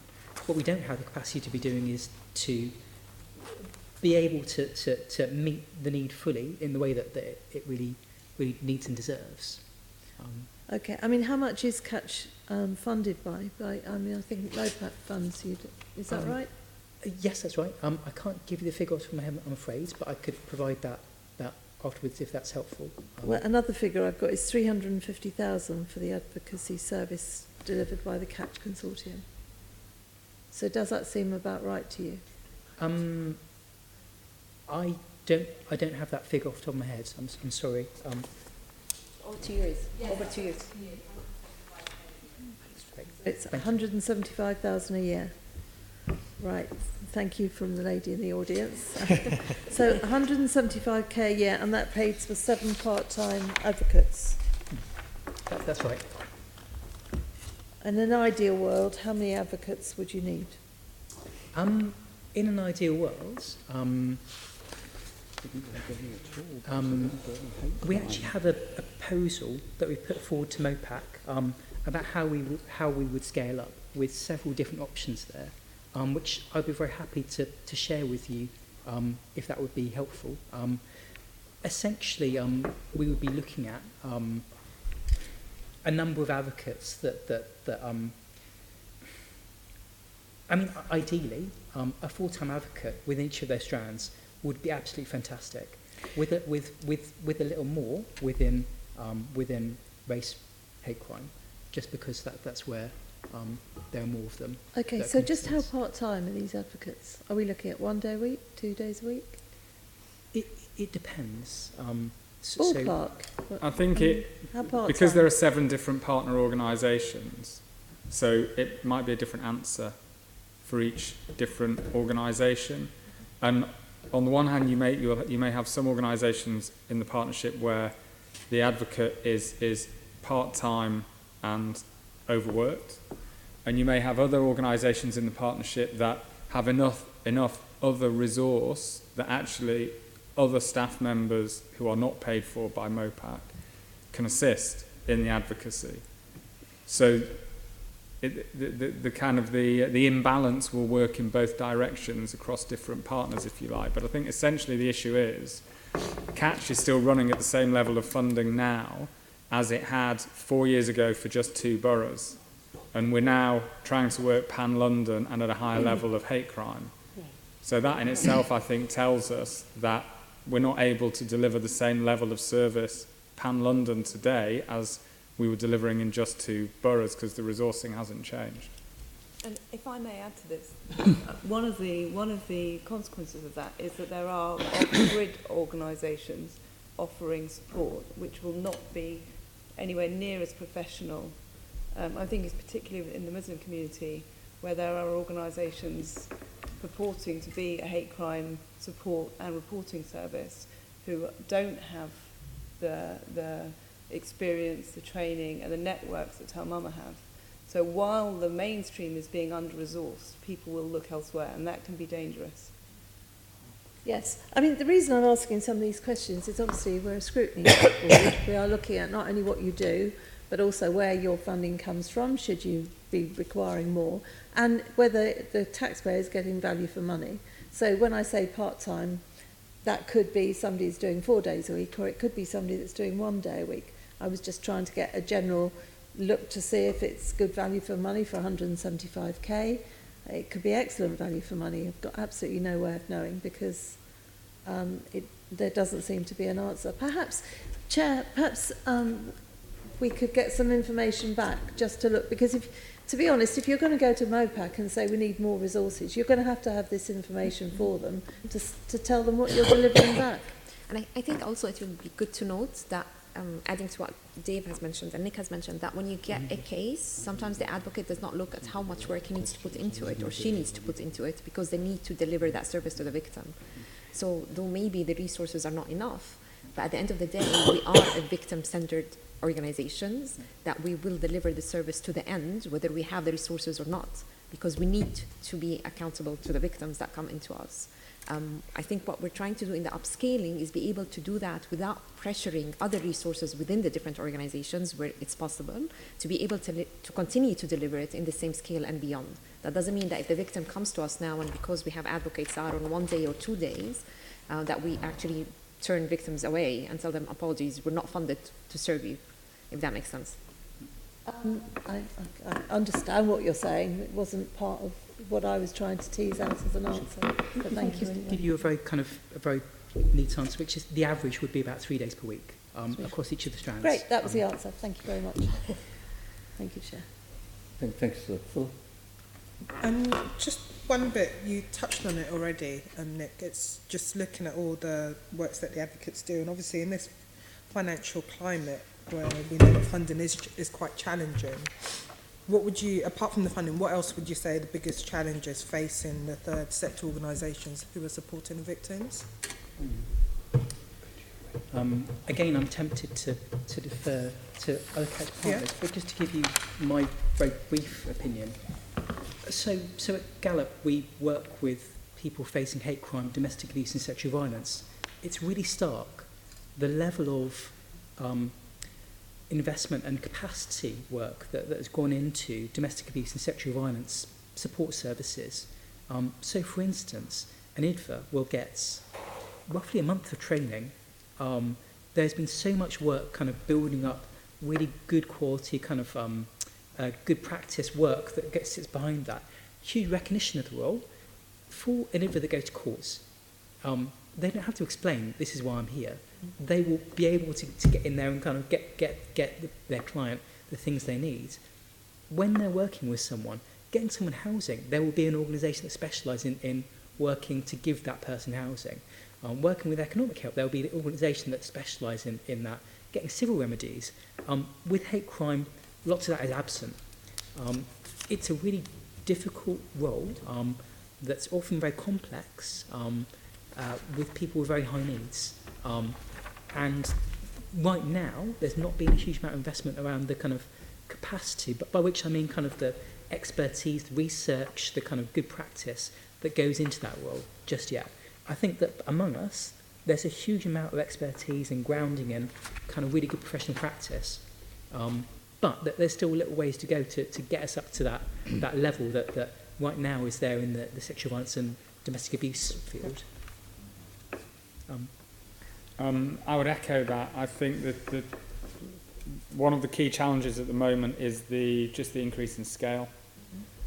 Another challenge is trying to plan for what's going to happen over the next 2 or 3 years in terms of all the different various scenarios and trigger events that could cause much bigger increases in that scale, and how we plan for that, and what kind of political environment we will be trying to carry out our work in the future.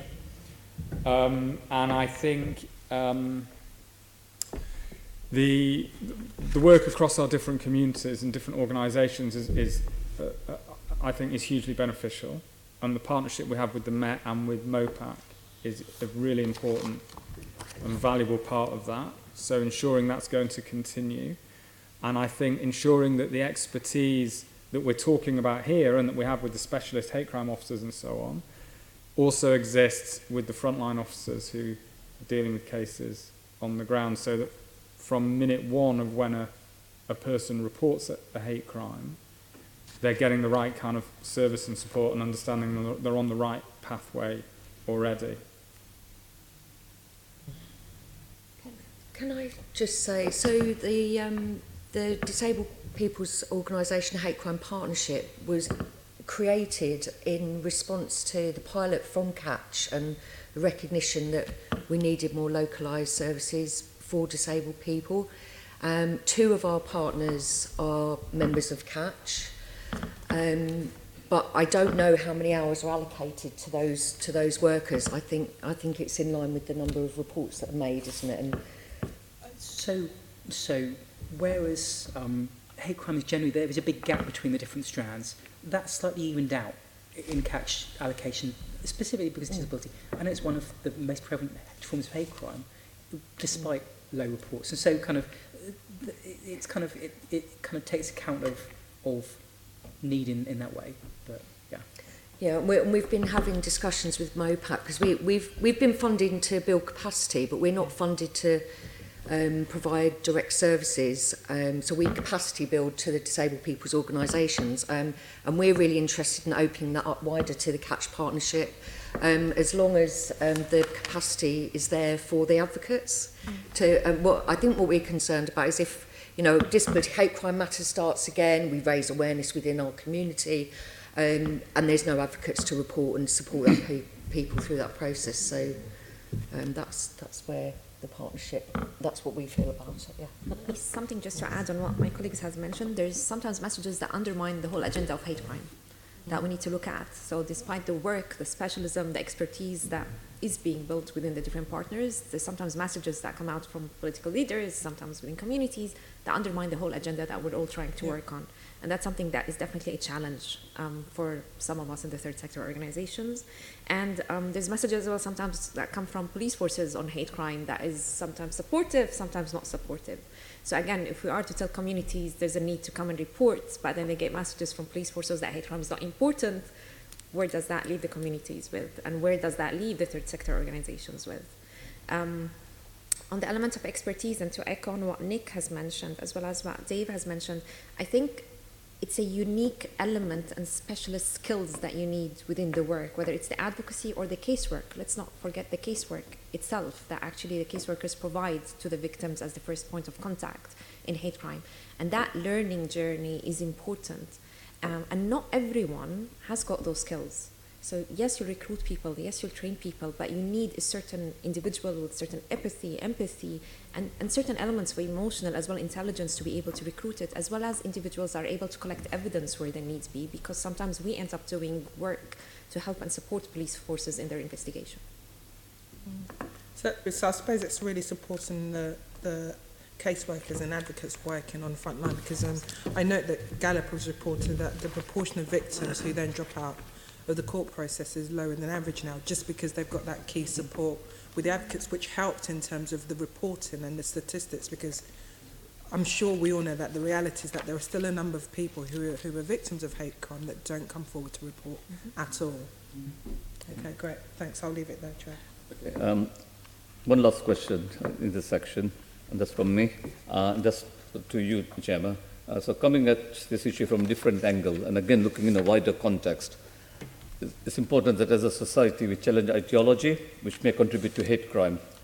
We've seen a number of concerning number of hate crimes committed at football stadiums in and around in recent months. How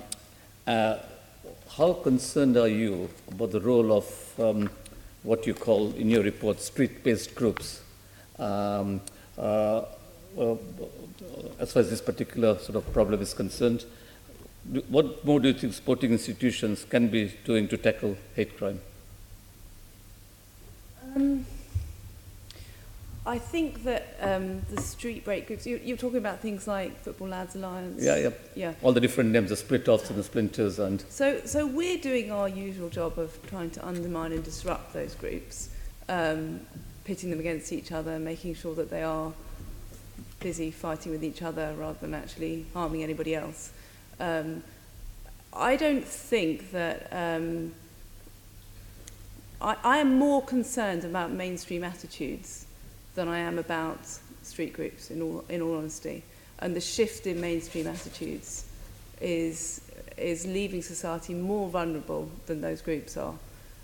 So we'll be running, in June, we'll be running another of our fear and hope polls. But what we're seeing when we run those kind of polls is that people's tolerance of violence as a political tool is growing, particularly amongst young people, and people's general hostility to groups, particularly to the Muslim community, is growing. So it's so totally mainstream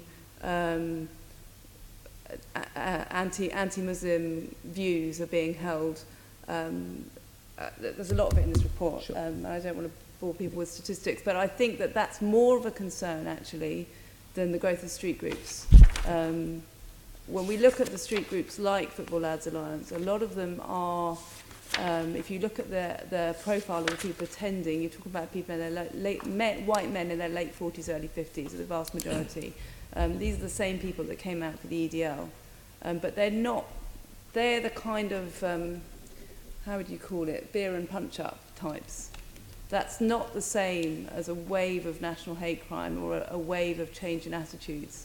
They're people who want to turn up, be with their tribe, as it were, have a good time on their terms and then go home. But that's not what we're really concerned about right now. But can these clubs be doing much more? Pardon? Can clubs be doing much more to combat some of the... Football clubs? Yeah. Yeah, I think football clubs... I mean, I think sport is always a really good way to break down barriers. I think that some of the stuff that's being done, to be honest, feels a little bit manicured, if I could say that. And I think that I think someone like Raheem Sterling, as a sort of real individual hero, will have much more of an impact than some of the more sort of structural stuff that clubs are doing. But I think that what's interesting is that I think that other fans, enabling other fans to report hate speech on the terraces is very important. I know that I've been at a football match where I've reported to a steward, given the seat number of the person who was just being vile. Actually, it wasn't any particular hate speech. It was just across the piece. But they were able to take the seat number and record exactly who that person was. So making sure that other fans know. I think what's happened is there is an attitude shift, and people don't like it. More people are going to matches with their families, I think that when it's happening in the stadium, it's easier to actually monitor who's doing it, to capture it on CCTV. You've also got to think about what's happening before and after the match as well. Clearly, Dave, have you got anything you'd like to add? I think we're up against time, but... Yes, I definitely agree. Football clubs can be huge sort of cultural engines of change, if you like. But I don't think the clubs necessarily have that much control over influence over these kind of street movements who call themselves Football Lads Alliance. I think it's a clearly taking a stronger stand and condemning the activities of such groups, that would help. I'm not sure it would stop the groups. No, it won't stop the groups, but it does help. I think the other thing to think about is that not everybody who identifies with something like FLA is necessarily a racist. No. Or an unreconstructed racist. And I think you have to be very careful not to marginalise people or to back people into a corner where they then find themselves being identified as something that they're not. Yeah. So when the FLA and the DFL first came out, we monitored them very carefully, but we were very careful not to call them far-right groups. They're not far-right groups. There are elements within them that are far-right, but there's nothing worse than making somebody feel they've been moved to a position further to the right than they even identified as initially. And just going to the other end of the spectrum, in your summary of your report 2019, you say Al-Muhajirin, which of course keeps on changing names to evade the law, is likely to become more active. Yeah. Can you just say a little bit more about that? So obviously Anjem Chandri is out of prison now, but also there's a whole group of people from Al-Muhajirin who are now out of prison. And while obviously the police are doing everything they can to monitor, I know that the Town Hamlets Tension Monitoring Group is constantly monitoring and is very worried about a resurgence. Fine. I'll now hand over to my colleague, Sylvia Arbour, to move on to the next set of questions with support for victims and the next response. Well, sort of. Mr. Rich, you have spoken very supportively of the police's role in tackling hate crime. I wonder if the rest of the panel, excluding you of course, Mr. Khan, I wonder if the rest of the panel agree with Mr. Rich that broadly you think that the police are doing a good job on this. Do any of you think the police aren't? How's that? Yeah, so I'll go first if you like. So I think the officers that I'm in contact with through the Diamond Group, Disability Hate Crime Working Group, and various other meetings where all the stakeholders meet, the messages are really, really positive. I think the problem is it sometimes doesn't translate to on the ground, and it very much depends on individual police officers how they're dealing with a report of hate crime, and getting an embedded programme of training for frontline officers is really key. But in general, for me as partnership, organising the partnership and dealing with the police, very good relationship. All right, let me go to the next one. We hear very little, and this one is for you, Mr. Khan, we hear very little how other police forces are dealing with hate crime. We know that the satisfaction rates from victims of hate crime has been falling in London, but how do you compare with the rest of the country? So I'm afraid I don't have the figures to hand, but what I can say is that we work at a national level with other police forces as well when it comes to making sure we are as consistent as we can be, allowing for the fact that each force is different, as consistent as we can be in terms of dealing with hate crime. So we have the MPC lead who will make sure that that message is given out to all forces, and how obviously that's then implemented is for each force to determine. I'm not sure that I really have that. So the short answer is I can't give you statistics because I don't have them to hand. I can certainly provide them afterwards if that's what you want. But what I can say is that we work with them nationally to make sure that as a police for UK, we work together with all of our national partners. But each force does have its own autonomy, and they will customise, you know, the guidance that given nationally to make sure it reflects their own force's needs. There is a feeling that and I think it has, and again I think it was you who mentioned it, Mr. Rich, the transformation from borough-based policing to the BCUs has somehow meant some kind of decline in police response to this kind of thing. Did I understand you correctly? No, I said that there's a concern that those hate crime liaison officers now have much more ground to cover. I wasn't suggesting we have observed a decline, just that that's a concern to be wary of moving forward. Okay, I understand. A couple of others have a view on that. Yes, you first, please. I think, I mean, we'll have to see how the BCUs will work. I think one of the things that we need to look at specifically is really the unique fingerprint population in each and every borough. Now, if we are lumping up boroughs together, each borough has got its unique fingerprint, its unique population that lives in there, its unique problems and issues. And we need to think of this by lumping boroughs together, whether we're looking at hate crime, tying it in with far-right activity or extremism. We have to make sure that we're not losing that local expertise from a different borough by lumping them together under the BCUs. In terms of what the Met, and answering your previous question about how the Met are in tackling hate crime, and from an organization perspective in Salmama, by working with other forces across the country, we can rate the Met as one of the best police forces in dealing with victims of hate crimes, from not only from our experience, but also from victims that would have reported to the Met and have come back to us with their feedback. We're not saying there's no issues or concerns. There are. It's patchy and inconsistent. It's not that every single police officer in the Met knows what hate crime is and addresses it equally as the other. And that's something that we need to look at in terms of training, resources, and the capacity that they have within the different forces. Okay, thank you for that. Nick? So I'm really glad to hear you talk about satisfaction. I think it's a really, really key part of this. Nationally, there is a gap. For people who report hate crime, tend to feel less satisfied with response versus people who report crime in general. And it's a big gap, and that's nationally. Like Iman was saying, the Met is a great force. I feel like, you know, they're a really key partner for us, and specifically kind of Tony's team, who's under Waheed, you know, kind of does fantastic work. I feel like with the move to BCUs, you know, it's a new thing. There are kind of teething issues. What I would say is the norm now is for certainly most cases that come through to us, the investigating officer will be that first response officer, generally responsible to sit with them.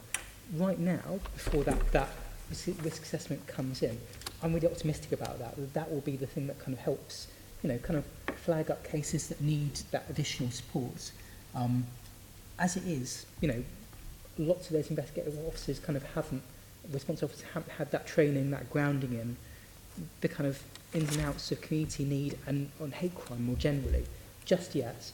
But like I say, you know, this is kind of a new change. It's kind of a big change. And like Iman was saying, the Met is one of the better police forces at dealing with hate crime. The BCU model was completed, the transformation where all of the Met Police changed the way they work from frontline policing. That was completed earlier this year. So that was when I think in March we can say confidently that all of the different parts of London had gone through their transition.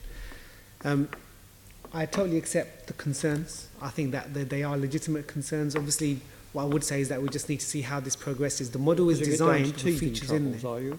You're putting it down to teething troubles. I wouldn't even say there's teething troubles. All I'm going to say is that the concerns that have been expressed are something that we are absolutely alive to, and they are something that, for example, the model does reflect. So the model under which this BCU was rolled out does mandate that actually you are meant to be having a HCLO or hate crime liaison officer in every BCU.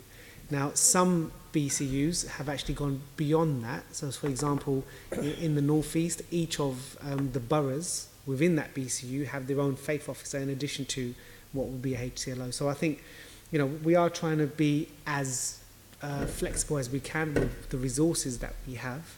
But absolutely, there's no place for complacency. So I would say, we've got to see how this pans out. The BCU model has only just become live, but we're absolutely alive to the issues that have been raised. The point around, the risk assessment and the changing in approach that we're looking to do, that should make sure that all of London, from a BCU perspective, is consistent in how it deals with hate crime in a way that it wasn't perhaps in the past. I think that would go a long way to providing that assurance and that risk assessment and that kind of making sure that we support people consistently when we go to their homes or wherever the incidents have taken place is something that will drive confidence, and it's something that we've developed with everyone around this table. So it does reflect a collective, collaborative effort. Henrietta. I think there's something Iman mentioned earlier to do with the priority given to hate crime. And we've had anecdotal reports of disability hate crime being reported to police, but them saying they're too busy because of they're overstretched and there's the cuts and restructuring. And particularly following, I think it was Sarah Thornton's statement in response to a question about misogynistic hate crime, her saying that they were focusing on violent crime. And that's kind of sent a message down.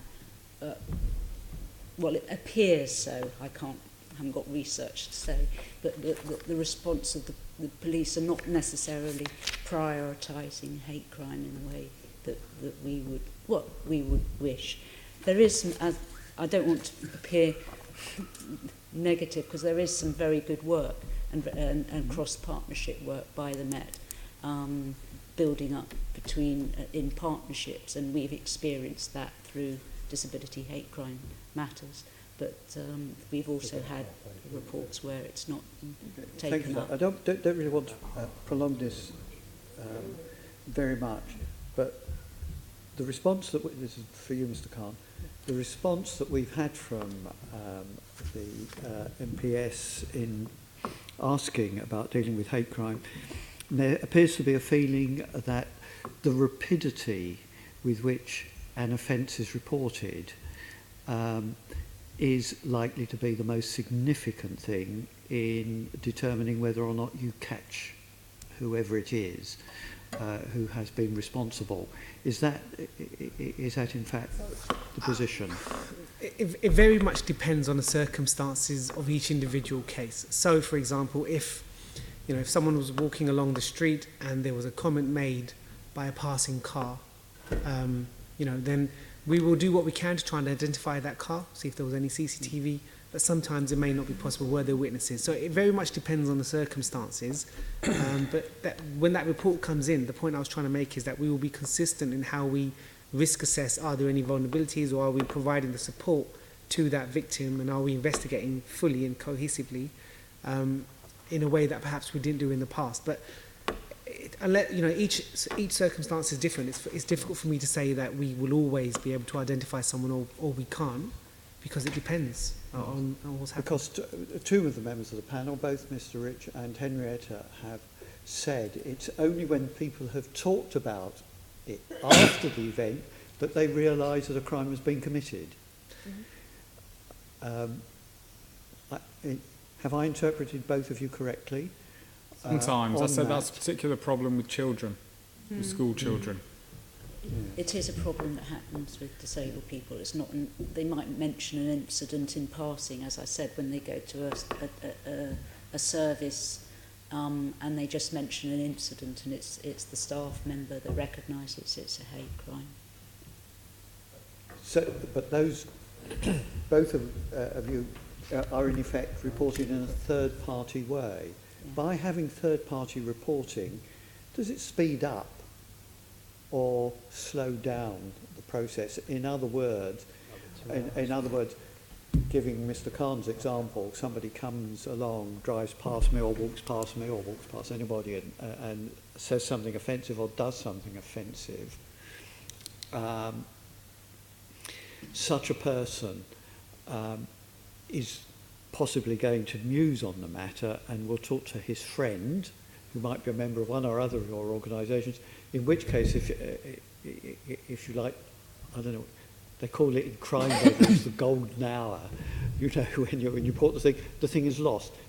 What I'm trying to suggest is maybe third-party reporting might be a hindrance rather than a help.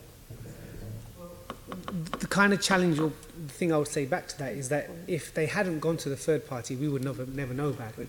Well, that's true. So yes, I think, course. to be fair, I'd rather we learnt about it at some stage and have that as information that we can use to inform where we then deploy our resources, rather than it not being brought to our attention at all.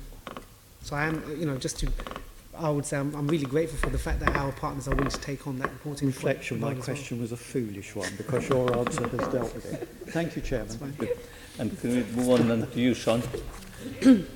I'll be as quick as I can, Chair, and sorry that I have to leave a little earlier than, well, I didn't have to leave at 12:30, so I'll just go very quickly. The Online Hate Crime Hub was launched in April 2017, and I wanted to ask Superintendent Khan about that.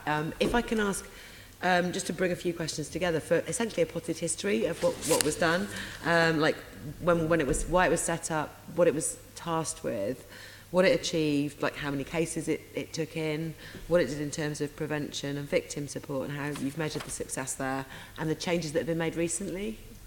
So I can't give you the statistics, but what I can tell you is this. The Online Hate Crime Hub was set up as a result of funding that we received from MOPAC to try and make sure that centrally there was a hub in effect that would look at the activity online. However, things have moved on since then. That funding no longer has been provided, but the decision has been taken by the Met to still continue with making sure that there is a central hate crime team. So it's not just looking at online activity, it's looking at what happens across the Met. It's led by one of our capable colleague, as mentioned by Nick earlier, Anthony Forsyth. And what they do is that they will monitor what happens online, as well as monitor the daily kind of what is flagged or brought to the attention as hate crime across London, identify trends, work with our partners to make sure that the officers have the material that they need to investigate properly.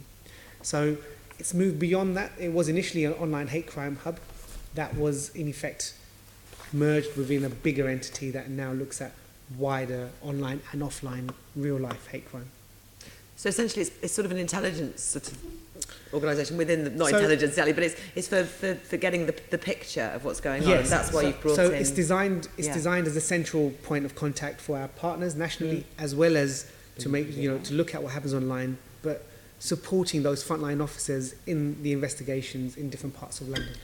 The Mayor told us at Mayor's Question Time that this month that 1,600 cases have been dealt with. Does that sound right to you?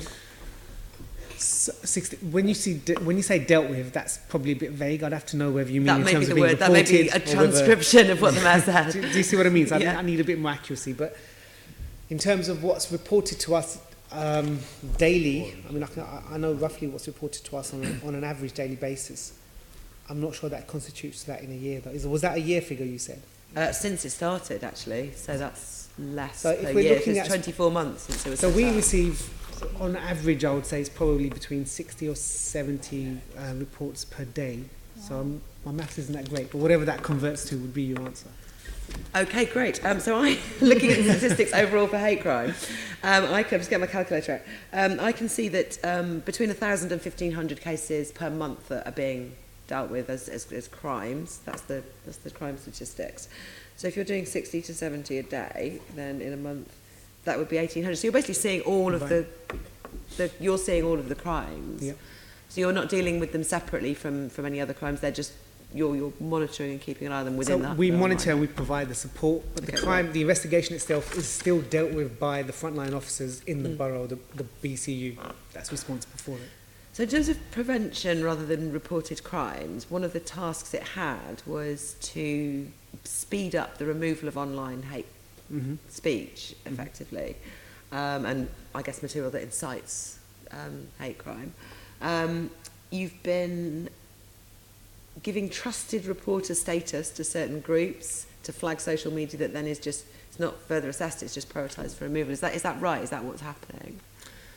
So we have, yes, so we work with our colleagues that if something's brought to our attention, then we will raise it with the appropriate teams, and then they will work to take it down as soon as possible. Yeah. So in terms of identifying that it is hate speech, the reporting group says to you it's hate speech. No one within the Met goes, oh, is it or not? And then it gets reported to the online service provider, who then also maybe somebody looks at it. And I'm just thinking, is it, when we say trusted reporter status, do we take their word for it and then it goes forwards for removal? Or is there someone else in the way that might downgrade it? So our team would still look at it and give it a cast over, but we would act upon the information that we receive from our partners as well. And you've got relationships with some of the service providers now online who are accepting these reports and acting more swiftly than they were? We still need to work on them to improve them, but yes. Do you have any statistics or achievements to report in terms of the number of things taken down over time or the different types of hate I can crimes? provide that. We do, and I know we do, but I'm afraid I don't have that to hand. It's something that I'm happy to share afterwards. If we can get that in writing, because it'd be really useful to see this, maybe also the speed with which things are removed after they're reported, just to see how it's progressing. Because obviously this is an issue.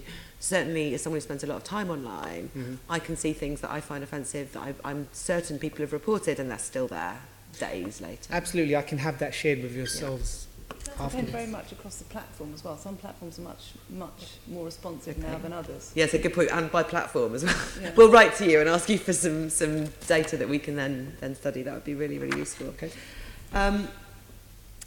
In terms of the finances, you said that MOPAC had removed funding from the project. Does the that Online mean Hate Crime Hub was a pilot at the time. Yeah. It had proved successful in terms of what it was looking to achieve, but we wanted to continue with that and build upon that success, to take it away just focusing solely on online hate crime, to focus more widely around what happens in London. So it's not MOPAC removing funding, it's MOPAC paying you to pilot it. You've seen the benefits and you've just brought it into your regular Into our work. mainstream working, yes. And that means that MOPAC is not now funding something else. It's that is the result of the pilot work. Yes, we're not receiving any separate funding to continue with this. And MOPAC's not funding anyone else to No. do this work. No. That's all my questions, I think, if that's Thank helpful. Moving on to the penultimate section, and I think we'll finish in about 15 to 20 minutes. Support for victims, the criminal justice process. Can I hand over to you, Andrew? Perhaps we'll start with Dave and work that way around. The Metropolitan Police Commissioner at our meeting, I think it was last week or in the last 10 days or so, said that many victims of hate crime don't want a prosecution. Do you think that's right? Some do, some don't. Some who are initially wary of going down the criminal justice route are happier to do so when they have support from an advocacy organisation. So it really varies. Some victims we work with are more interested in a restorative justice outcome than a criminal prosecution outcome. That's very much dependent on it being done well and done properly and being a free choice on their part. I mean, it's a bit trite to say it, but the victims who go through a trial and see a conviction and a sentence they're happy with tend to be happier than the ones who go down that route and don't get the outcome they want. And of course, that's unpredictable from the start. But where we work with victims who do go to court and give evidence and get the outcome they want, they're very satisfied. So it really varies. Why do people drop out? There can be lots of reasons. Some of the cases we've been involved with, people have dropped out because by the time it's come to court, they've left the country, they don't live here, or they've moved somewhere else or something. To be honest, when the victims who we work with on an advocacy basis tend not to drop out. So in order to find out from the victims who do drop out why they drop out, you probably have to go mainly to a group of people who aren't in contact with any of our organisations. Okay. Iman, do you want to comment? the process is extremely long. So some of the victims would drop because the length of the process. They do not want to live through that emotional. Sorry. They do not want to live through that emotional and psychological impact for a long time following the attack and the incidents that have taken place. Some of the victims say that they do not know their rights. So some victims do not feel comfortable going into the court, seeing the perpetrators sitting in front of them or being in the same room. So they're not sometimes even offered the option to come in via video link, so they don't know their rights into the court. So that actually they're not physically there or behind the screen, and that actually allows them to drop out. And victims are not kept informed throughout the process. So from the moment they report, sometimes the information getting into them is not up to date or not being informed at all, and therefore eventually they drop through that process. And to Henrietta or Louise. I'm going to answer. So I think we've covered it quite in other areas of just not being believed, the actual incident being treated as antisocial behaviour and not as a crime. And the court process can be re-traumatising for disabled people. There's physical access issues because the building may be old. Also with BSL interpreters not being readily available, and especially trained officers to take the statements to present. Quite often the message that it's disability hate crime gets lost in the court process. So the barrister who's representing may not have that information.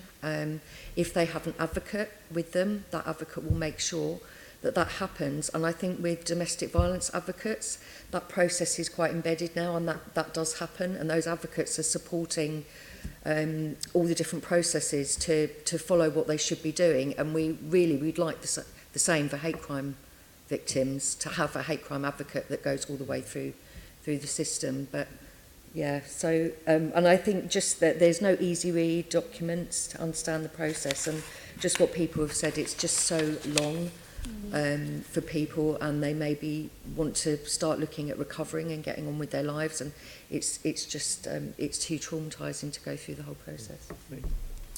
I think for us, working with people, supporting them in court is a really big chunk of our advocates' work, and it's really time intensive, really valuable, just because the courtrooms are such a hostile environment, especially with the kind of scrutiny that people are under.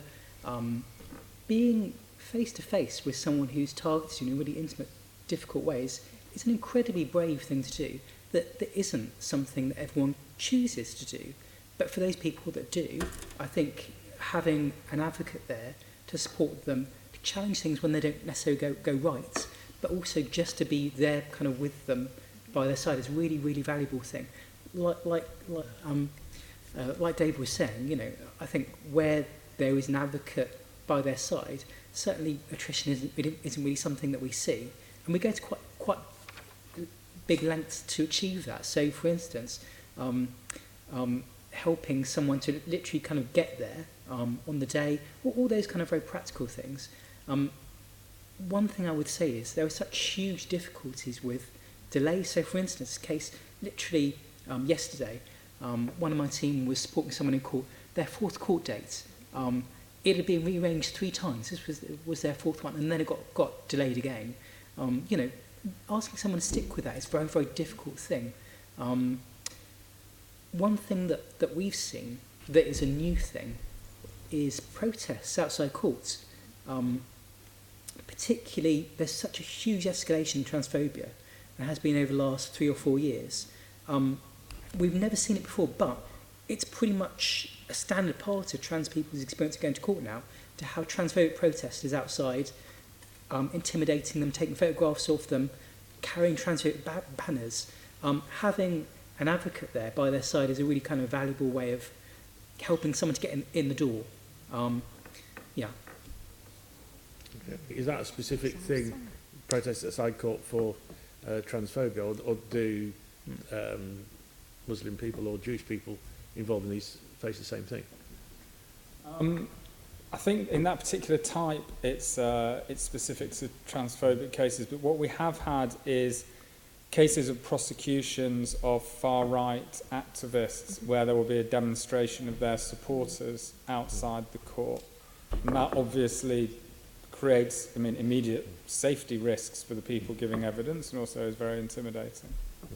Equally the same far-right groups, and also in some instances we've seen one case where we've had protests that were run by far-right groups as well on a case of anti-Muslim hatred. Can I raise a slightly different issue with Louise and or Henrietta, and that is the prosecutions for disability hate crime are particularly low compared to other forms of hate crime.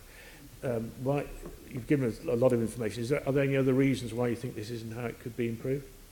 I think there could be some training for the judiciary in terms of, because the law is quite complex around hate crime and the different strands. Disability hate crime is covered by, it's an uplifting sentence as opposed to an aggravated hate crime.